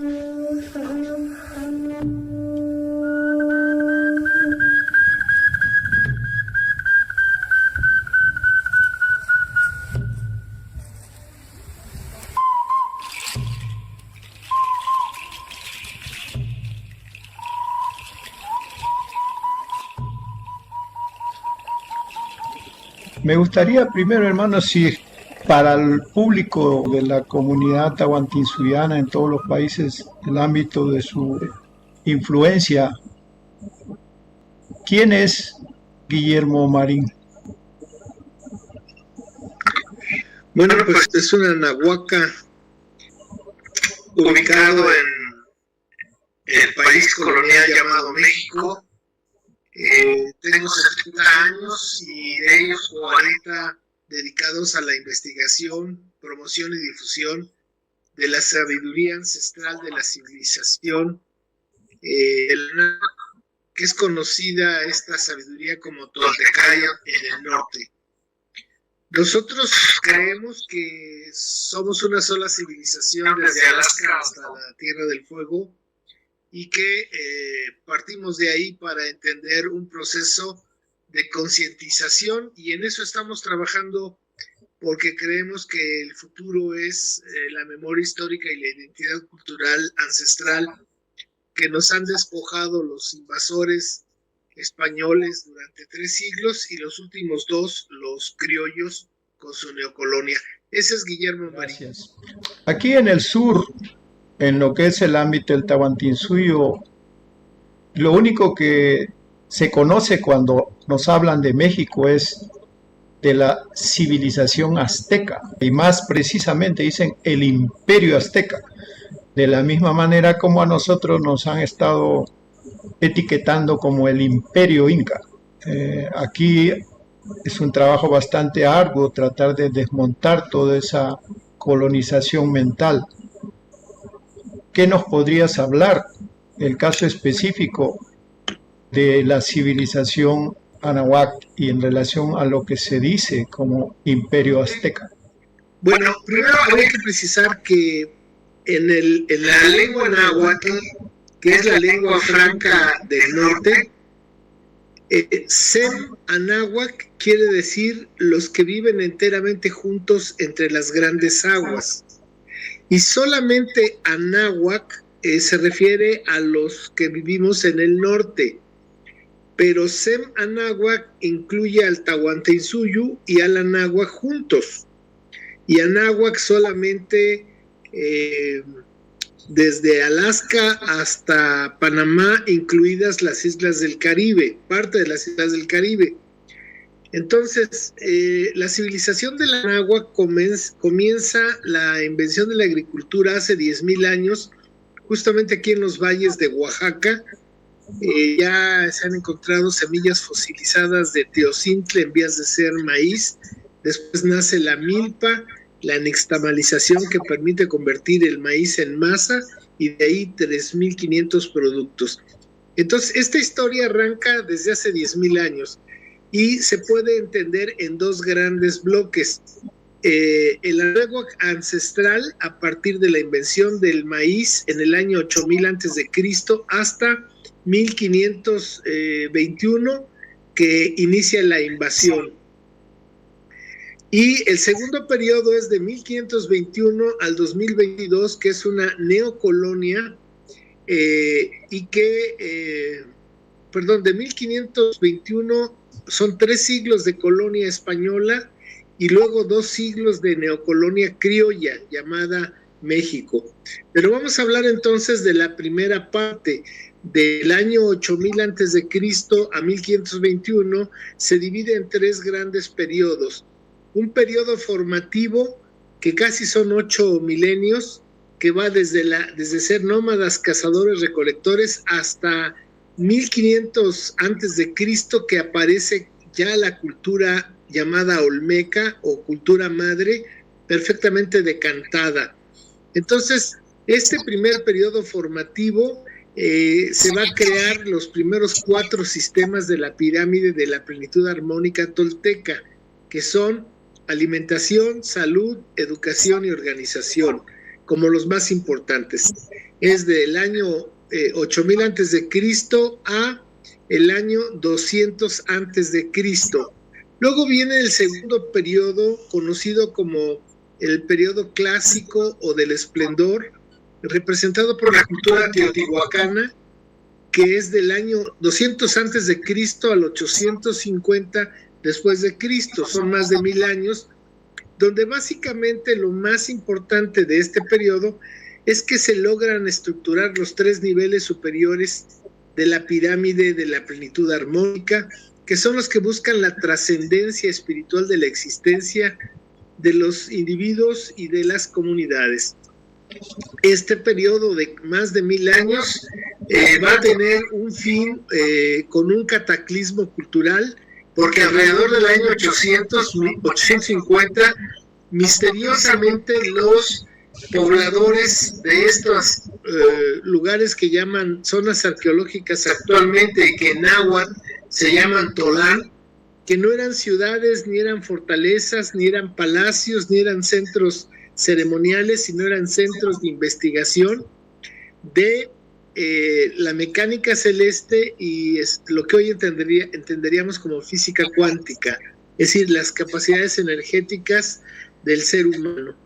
Y este colapso que se da en el 850 hace que los que poblaban estos sitios los destruyan, los cubran de tierra y literalmente desaparecen. No sabemos a dónde se fueron, no sabemos por qué lo hicieron, solamente dejaron dicho que regresarían en el año 1 Caña, que se repite cada 52 años, a restaurar la sabiduría de Quetzalcóatl.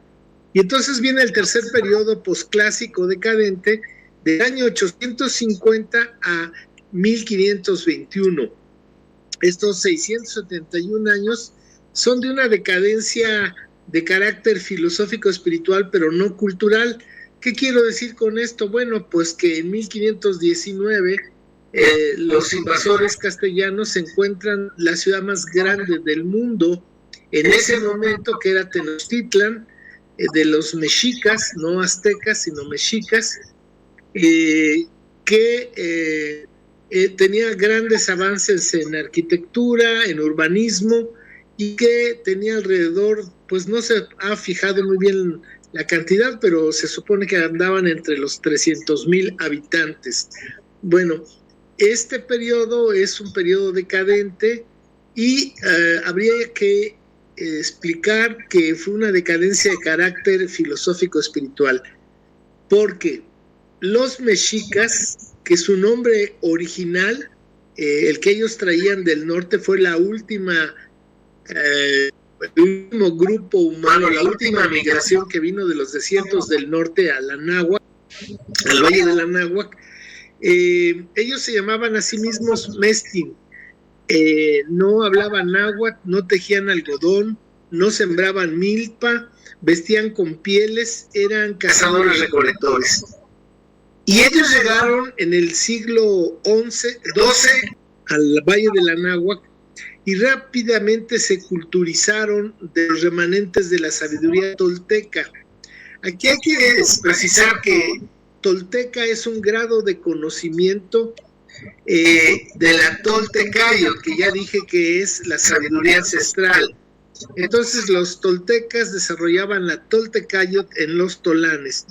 Como estos se habían ido, sí quedó un remanente de sabiduría tolteca, y con la cual estos nómadas cazadores en poco tiempo se culturizaron, y después, como los códices los recogían como el pueblo sin rostro que bajó del norte, hubo un personaje llamado Tlacaelel, que fue un Cihuacóatl, es decir, un hombre que era el segundo en la gobernancia, que fue Cihuacóatl de 3 tlatoanis, el otro par de autoridad.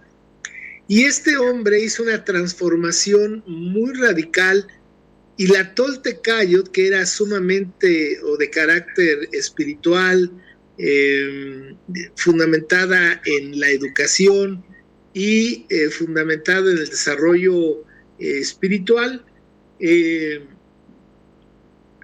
fue cambiado por una nueva ideología que creó este señor Tlacaelel, que se llama la Mexicayotl, que es el símbolo de el valor, la voluntad de poder, la materia y la guerra.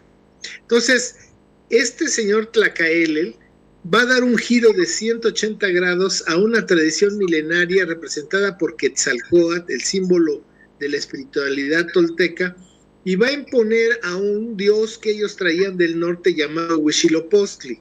Entonces, por ejemplo, las escuelas, en vez de ser escuelas para la vida, se convirtieron en escuelas militares para los hijos de la base del pueblo. Para ellos iban a ser soldados, y para las élites oficiales.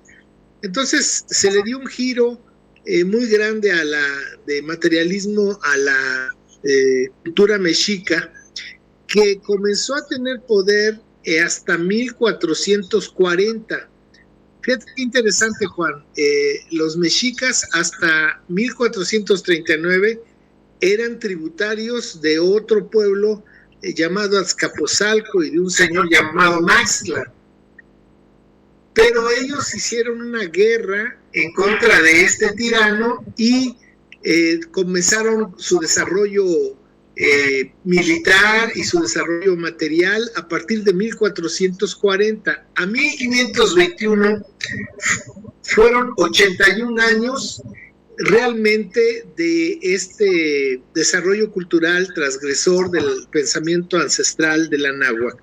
Entonces, ellos se llamaron finalmente a sí mismos mexicas, pero en 1843 un historiador norteamericano llamado William Prescott escribió un libro sobre la historia antigua de México en inglés, y él se dio cuenta que para los lectores anglófonos había mucha confusión entre mexicano y mexica, y entonces él tomó la palabra azteca para referirse a los mexicas. Ellos nunca se llamaron a sí mismos aztecas, ellos eran mexicas y habían sido mestiz. Bueno, con esto te hago una síntesis de este proceso histórico. Cuando llega Pizarro al área que era el Tahuantinsuyo, por la experiencia ya de Cortés, Pizarro tiene ya una estrategia bastante definida para llevar la civilización tahuantinsuyana a una crisis existencial y de valores, que reventó a partir de la historia que crea con la supuesta guerra entre Huáscar y Atahualpa, guerra en la cual Atahualpa habría mandado matar a su propio hermano, Huáscar. Es el mismo Pizarro el que manda matar a Huáscar a través de Hernando de Soto y el grupo que manda específicamente con ese fin, para crear en el Tahuantinsuyo el cisma, ¿no? En una civilización donde mentir no era habitual, ¿cierto? Donde la base filosófica que hacía posible la convivencia humana no suponía la mentira, donde la palabra tenía vida. En ese contexto, que Atahualpa mande matar a su hermano suponía un cisma de consecuencias irreparables, ¿no? De la cual Pizarro saca provecho para establecer supuestas alianzas que básicamente eran levas coercitivas, ¿no? Pero básicamente se habla de supuestas alianzas con grupos que estarían enemistados con el Inca, etcétera, etcétera, ¿no? Pero yo pienso que la civilización del Tahuantinsuyo al momento de la llegada de los españoles estaba en su esplendor filosófico, espiritual, material, científico, tecnológico, y no estaba precisamente en decadencia ni estaba en medio de una guerra civil como han sostenido los historiadores.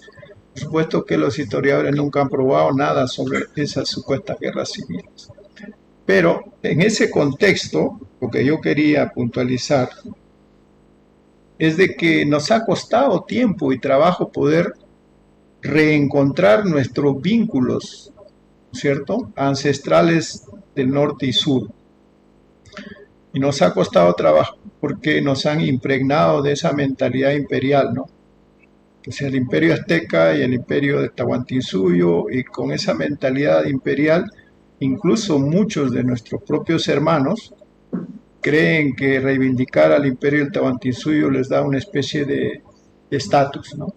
Como que sí, al reivindicar imperio sí está reivindicando desarrollo, ¿no? Y lo cual, no, como tú mismo dices, no necesariamente es así, todo lo contrario. Toda la historia que existe sobre lo que llaman prehispánico, fíjate nada más que agravio, ¿no? Llamarle a lo propio nuestro con relación al invasor, es solamente la versión de los invasores. En esa versión no están las voces de los invadidos, de los resistentes. Y además, en esas versiones que escribieron los invasores de espada y de crucifijo, estaban sujetas a la censura de la Santa Inquisición por parte del Vaticano y el Consejo de las Indias por parte de la corona española. Entonces, yo creo que nuestro error ha sido partir del discurso de Pizarro y de Hernán Cortés, tomándolos como válidos. Yo creo que son totalmente parciales, mentirosos, y que además son denigrantes.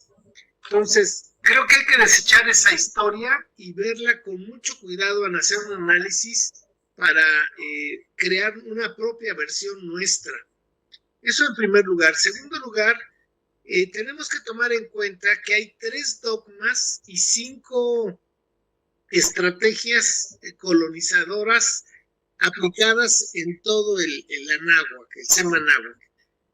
El primer dogma, Juan, fue creado por el propio Cristóbal Colón cuando dijo que los descubiertos no tenían alma, por lo tanto no eran seres humanos, eran animales, y en consecuencia los animales no tienen propiedad privada. Así que todo lo que encontraran los descubridores era para ellos. El segundo dogma es que los descubiertos son violentos, peligrosos, caníbales, por lo cual se justifica la represión, la alineación y la pacificación a cualquier precio de estos seres peligrosos. El tercer dogma es que los invadidos son idólatras y demoníacos.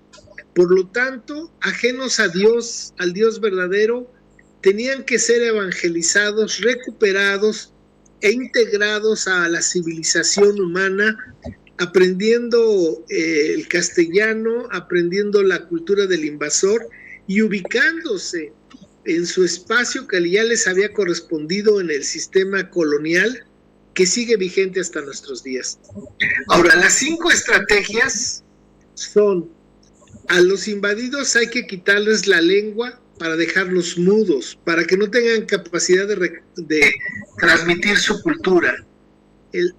La segunda estrategia es: a los invadidos hay que quitarles la memoria, los recuerdos, para dejarlos amnésicos, incapaces de saber de dónde vienen y dónde están y quiénes son.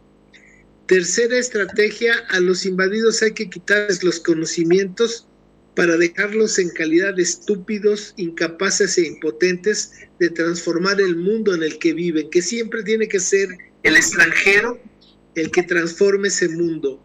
Cuarta estrategia: a los invadidos, a los descubiertos hay que quitarles los espacios, no solamente las mejores tierras, sino también los espacios comunitarios y los espacios sagrados, para dejarlos en el aire, sin raíz, sin sustento en esta realidad. Y finalmente, la quinta estrategia es que a los invadidos hay que quitarles su espiritualidad para que no tengan un lugar de refugio, un lugar de huida, y que solamente en el discurso evangelizador, donde los españoles o los invasores tenían el mando, podían tener dominados completamente a estos pueblos. Entonces yo creo que necesitamos, a partir de estos elementos, de los dogmas y las estrategias, ir recuperándonos a nosotros mismos a partir de la memoria, del pensamiento crítico y la memoria comunitaria que sigue ahí, porque nosotros creemos que hay un banco genético de información cultural. Te doy un ejemplo muy concreto. En México, en la Ciudad de México, en el año de 1985, hubo un pavoroso terremoto y gran parte de la ciudad se vino abajo, los grandes edificios se vinieron abajo, y la gente, esos ciudadanos de la Ciudad de México, que aquí les decimos chilangos en el país de manera peyorativa, a los de la Ciudad de México les decimos chilangos, individualistas, mezquinos, aprovechados, violentos.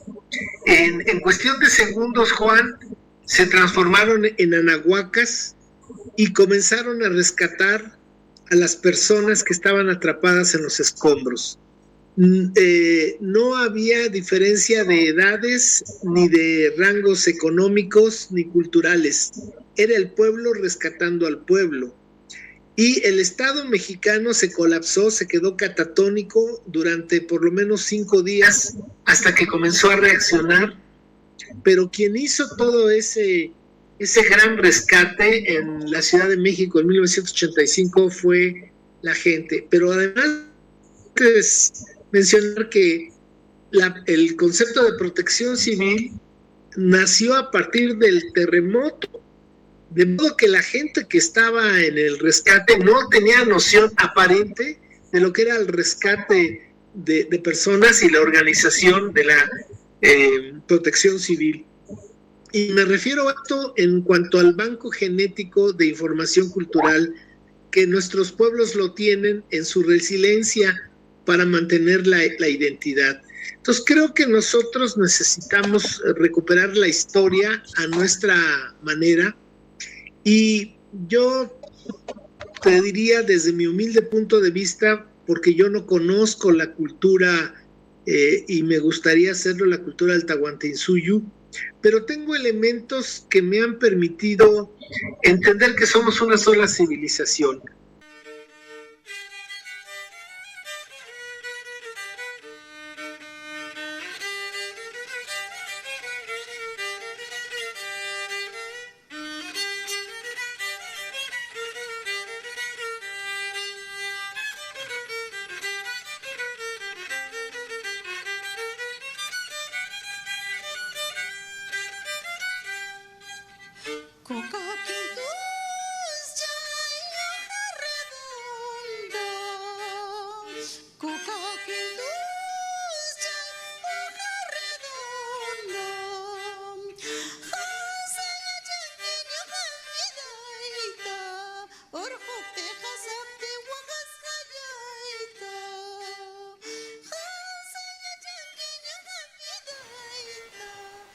Aliña chukachkankichi huawjipanikuna.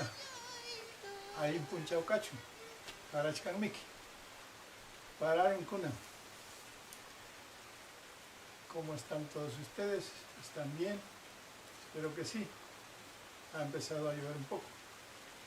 Pero creo que no va a ser suficiente impedimento para que hagamos la clase. He subido a la montaña después de tiempo en que he estado dejando de hacer porque se presentaron muchos problemas. Pero aquí estamos nuevamente para continuar. Primero habría que recordar el repaso hasta donde hemos avanzado, que es más o menos el resumen como sigue.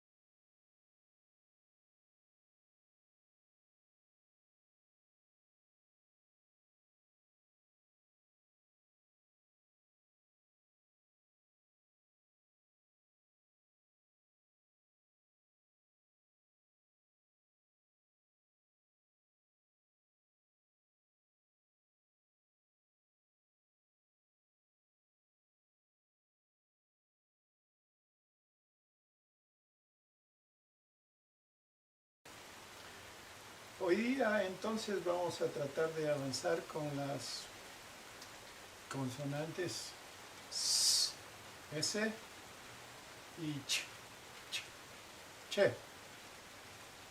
Esas dos consonantes, ¿no? Primero vamos a tratar de enfocar lo que es la S.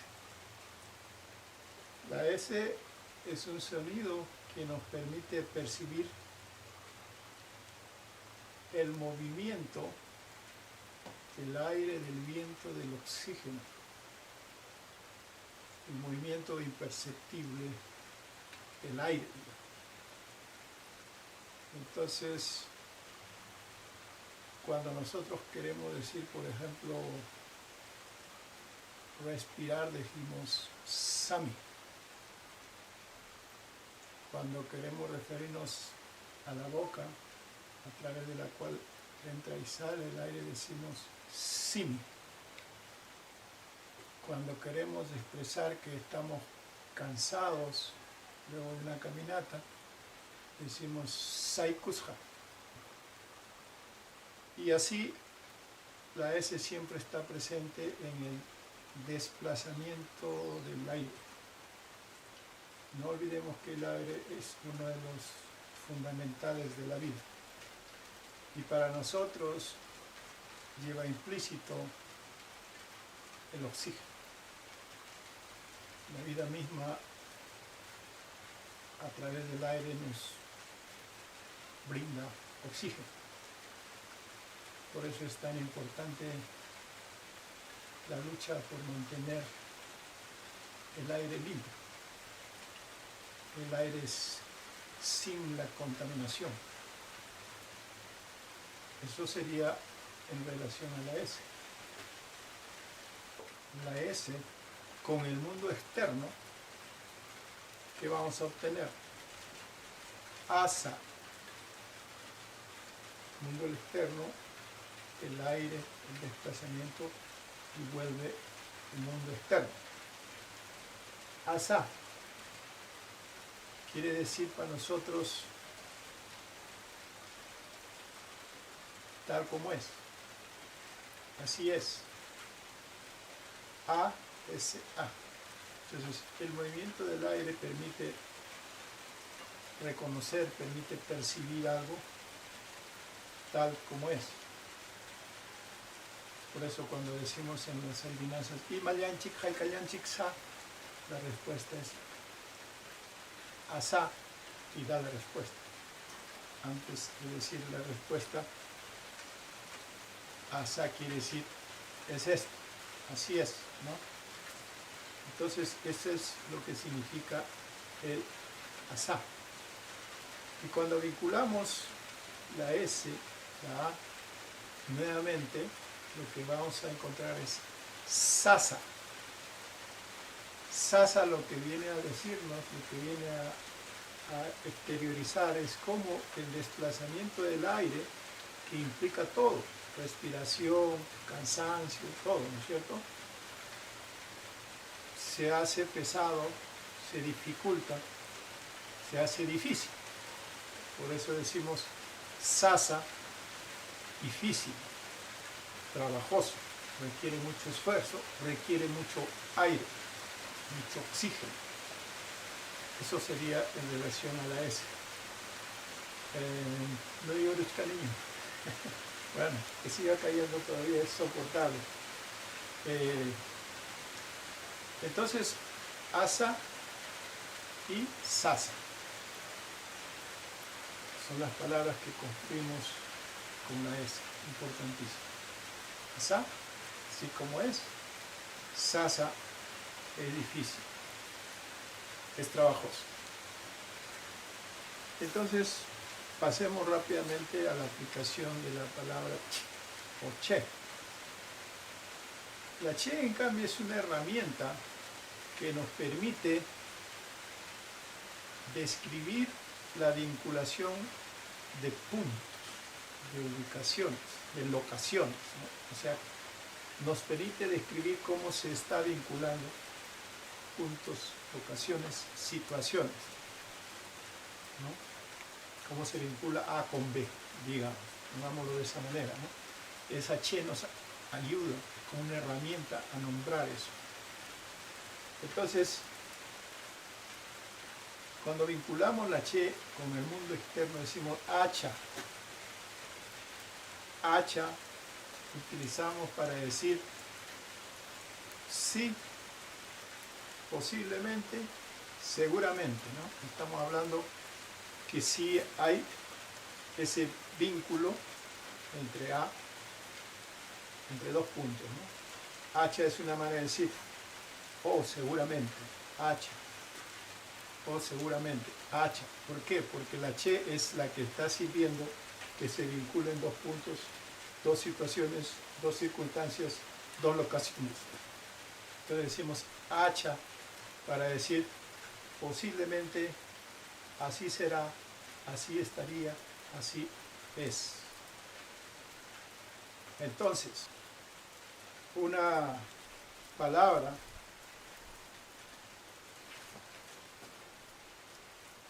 construida con hacha sería chacha. Chacha.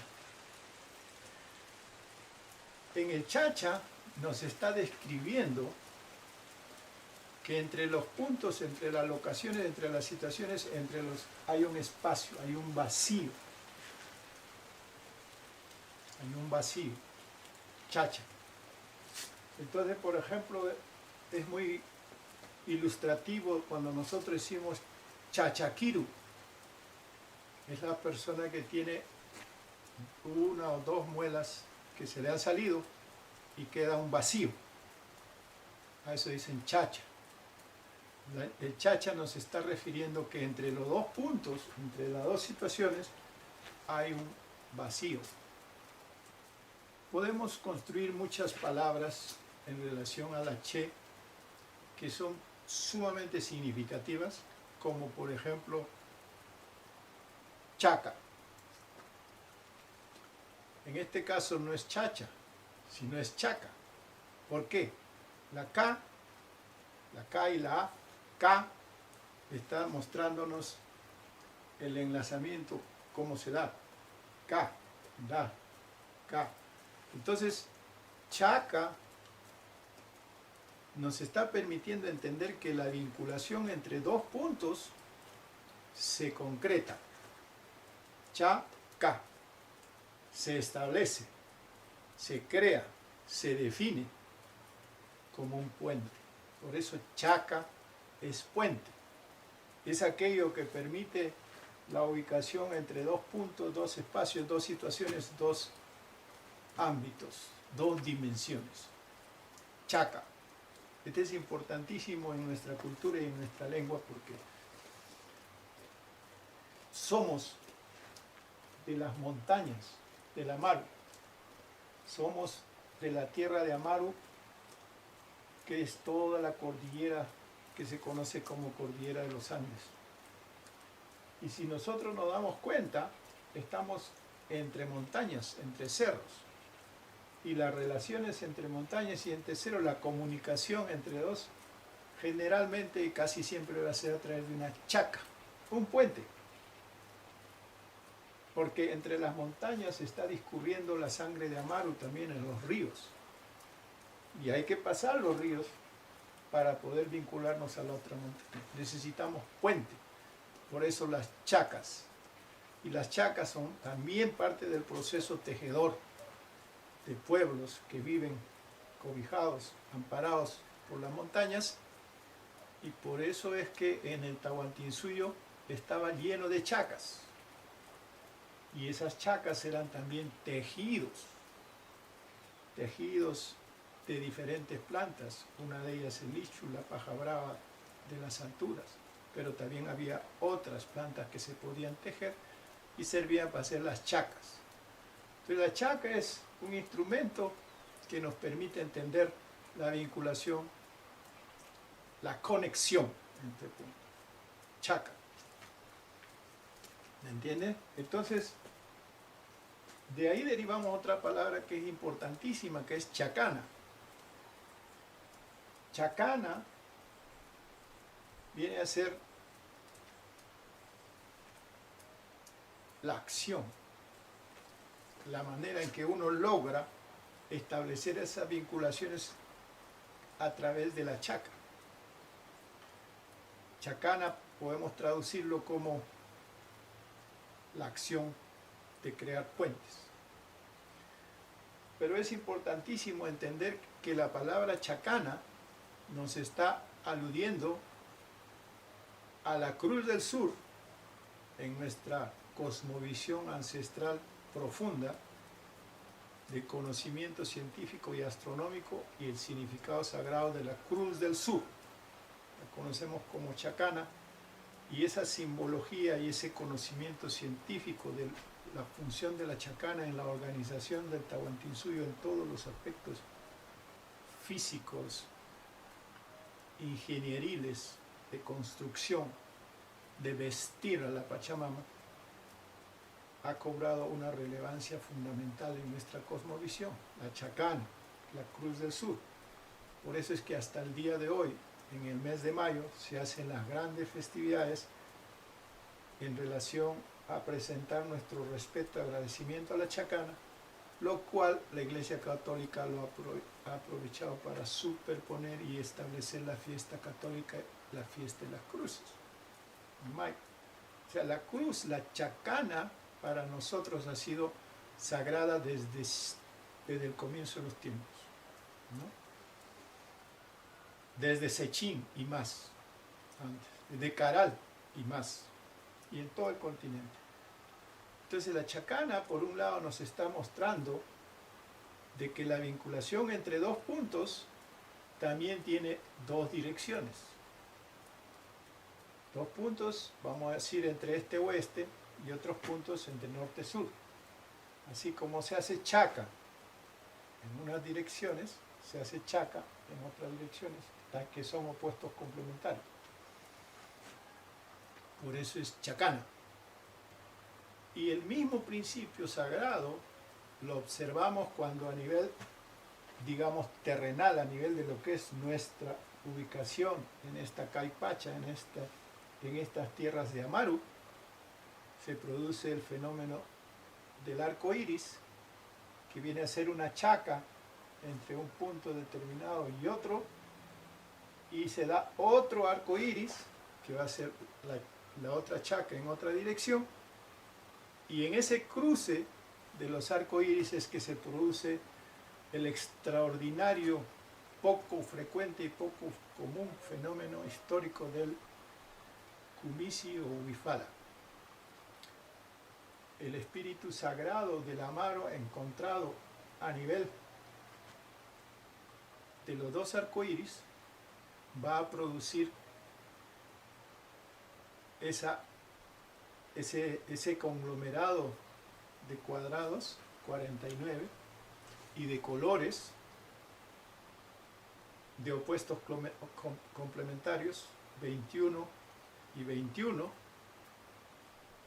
21 colores que se repiten para el lado masculino y para el lado femenino, más los 7 colores que se mantienen en la diagonal. Ese es el símbolo sagrado de la chacana convertida en huifala. Pues es importantísimo que el cumicio huifala se entienda no tanto como bandera, sino como símbolo sagrado, expresión espiritual, energética del Amaru, de la Pachamama, de esta parte del mundo. Y ahí está la chacana, que produce la huifala. Está la chacana de la Cruz del Sur, que produce todas las construcciones y todas las formas matemáticas científicas con las que hemos construido el Tahuantinsuyo. Entonces, también ahí las chacanas se encuentran y se complementan, ¿no? Lo que es macro se está dando a nivel de la Tierra, en el encuentro del espíritu del arco iris, masculino y femenino.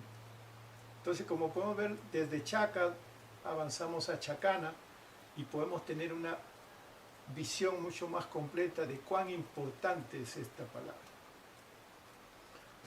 Entonces, hacer una chaca era un trabajo colectivo fundamental, que permitía una interiorización, una integración y un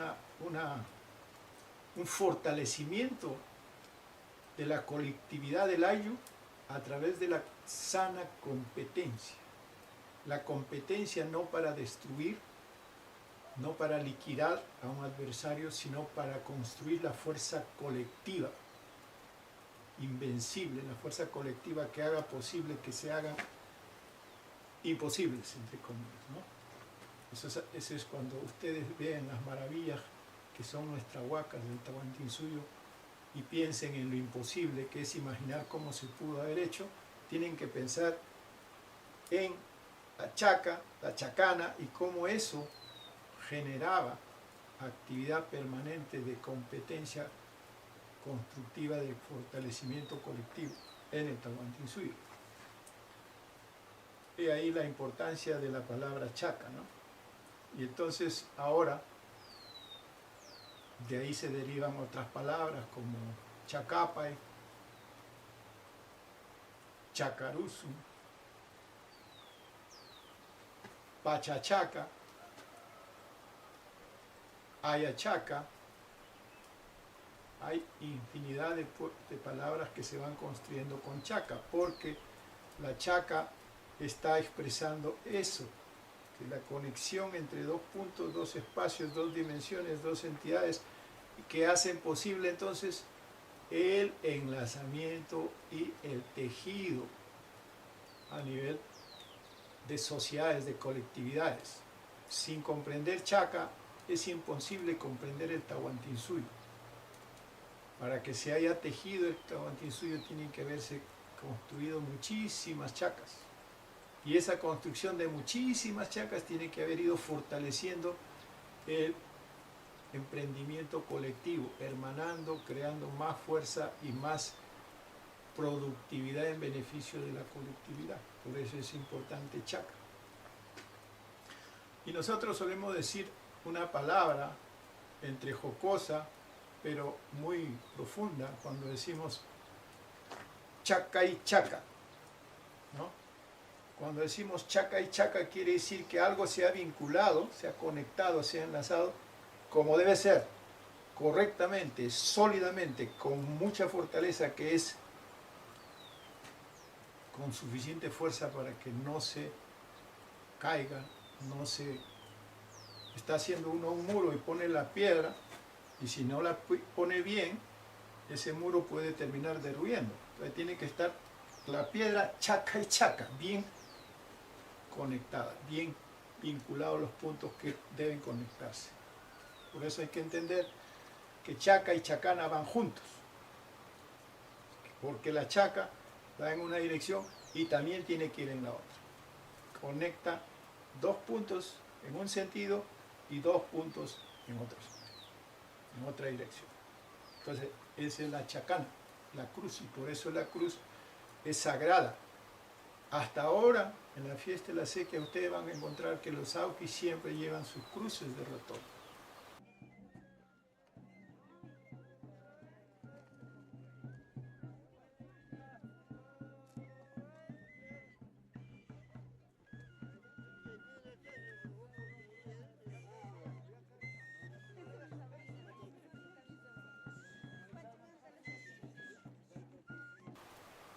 Esa cruz es la chacana, la cruz que simboliza la chacana estelar, como también simboliza el encuentro de Amaro, que no es otra cosa que el espíritu del Huamani, a donde han ido ellos a presentar su ofrenda, su agradecimiento.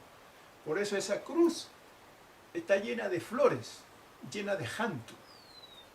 No está llena de sangre, llena de clavos, llena de martirio, llena de tortura. Está llena de fructificación, florecimiento de la vida. Entonces, para que ustedes se den cuenta cómo a través del tiempo ha perdurado nuestra cosmovisión en silencio. Solo hace falta que empecemos a observarnos, nos reconozcamos, encontremos nuestro propio valor y continuemos recuperando nuestra adecuada relación con nuestra sagrada Pachamama. Sin eso, es imposible caminar en esta vida, en este mundo, fructificando. Puedes caminar haciendo estropicios, destruyendo, pero no puedes caminar fructificando. Mientras no tengamos esa vinculación madre-hijo con nuestra Pachamama, madre-hija con nuestra Pachamama, con nuestro Taitaín, va a ser imposible que dejemos de hacer estropicios en este mundo. Ahora, para terminar tendríamos que resumir, ¿no? Hemos entendido entonces que a partir de que con la S podemos construir la palabra asa, que significa así es, así debe ser, así deberá ser, asa. Y sasa, que significa difícil, trabajoso, que requiere más aire, más oxígeno, sasa. Igualmente hemos encontrado la palabra hacha, que quiere decir el condicional así, como en términos de pregunta, así deberá ser, así debería ser, hacha. Y chacha, cuando esa conexión, esa conexión entre dos puntos, dos situaciones, dos dimensiones, tiene un vacío. Hay un vacío en esa conexión que debería existir, entonces ese vacío se dice chacha. Y a partir de la comprensión de la Chei y Chacha hemos también entendido la chacana. Si ustedes ven se ponen en el río y ven un puente construido, sea tejido o sea de piedra, y ven debajo del puente, eso sería chacha. Y lo que está cubriendo eso y está conectando un lado del río con el otro lado ya es la chaca. Entonces, por eso es importantísimo entender de que cada vocal, cada consonante, son sonidos que nos van dando herramientas para entender todas las vinculaciones con las que vamos tejiendo nuestras palabras, para entender la vida, para entender el mundo en que estamos y para poder comportarnos adecuadamente. Bueno, paró la lluvia felizmente, nos ha dado la posibilidad de concluir la clase, hay que agradecer y espero que se pueda avanzar más y más en el aprendizaje del quechua como expresión de nuestra cosmovisión. La cosmovisión se retroalimenta con el idioma y el idioma va creando, va ayudando a crear toda nuestra cosmovisión basada en saberes. De manera que poco a poco, en la comprensión de nuestra cosmovisión, nosotros vamos a encontrar herramientas fundamentales para poder encarar la vida de una manera más llevadera, más fructífera, más armoniosa más alegre, más vital. Ese es el propósito de que nos estamos adentrando en el conocimiento de nuestra cosmovisión a partir de la comprensión del idioma quechua. Bueno, conmigo sería todo por hoy y nos vemos en la próxima edición. Tupananchikama. Gracias.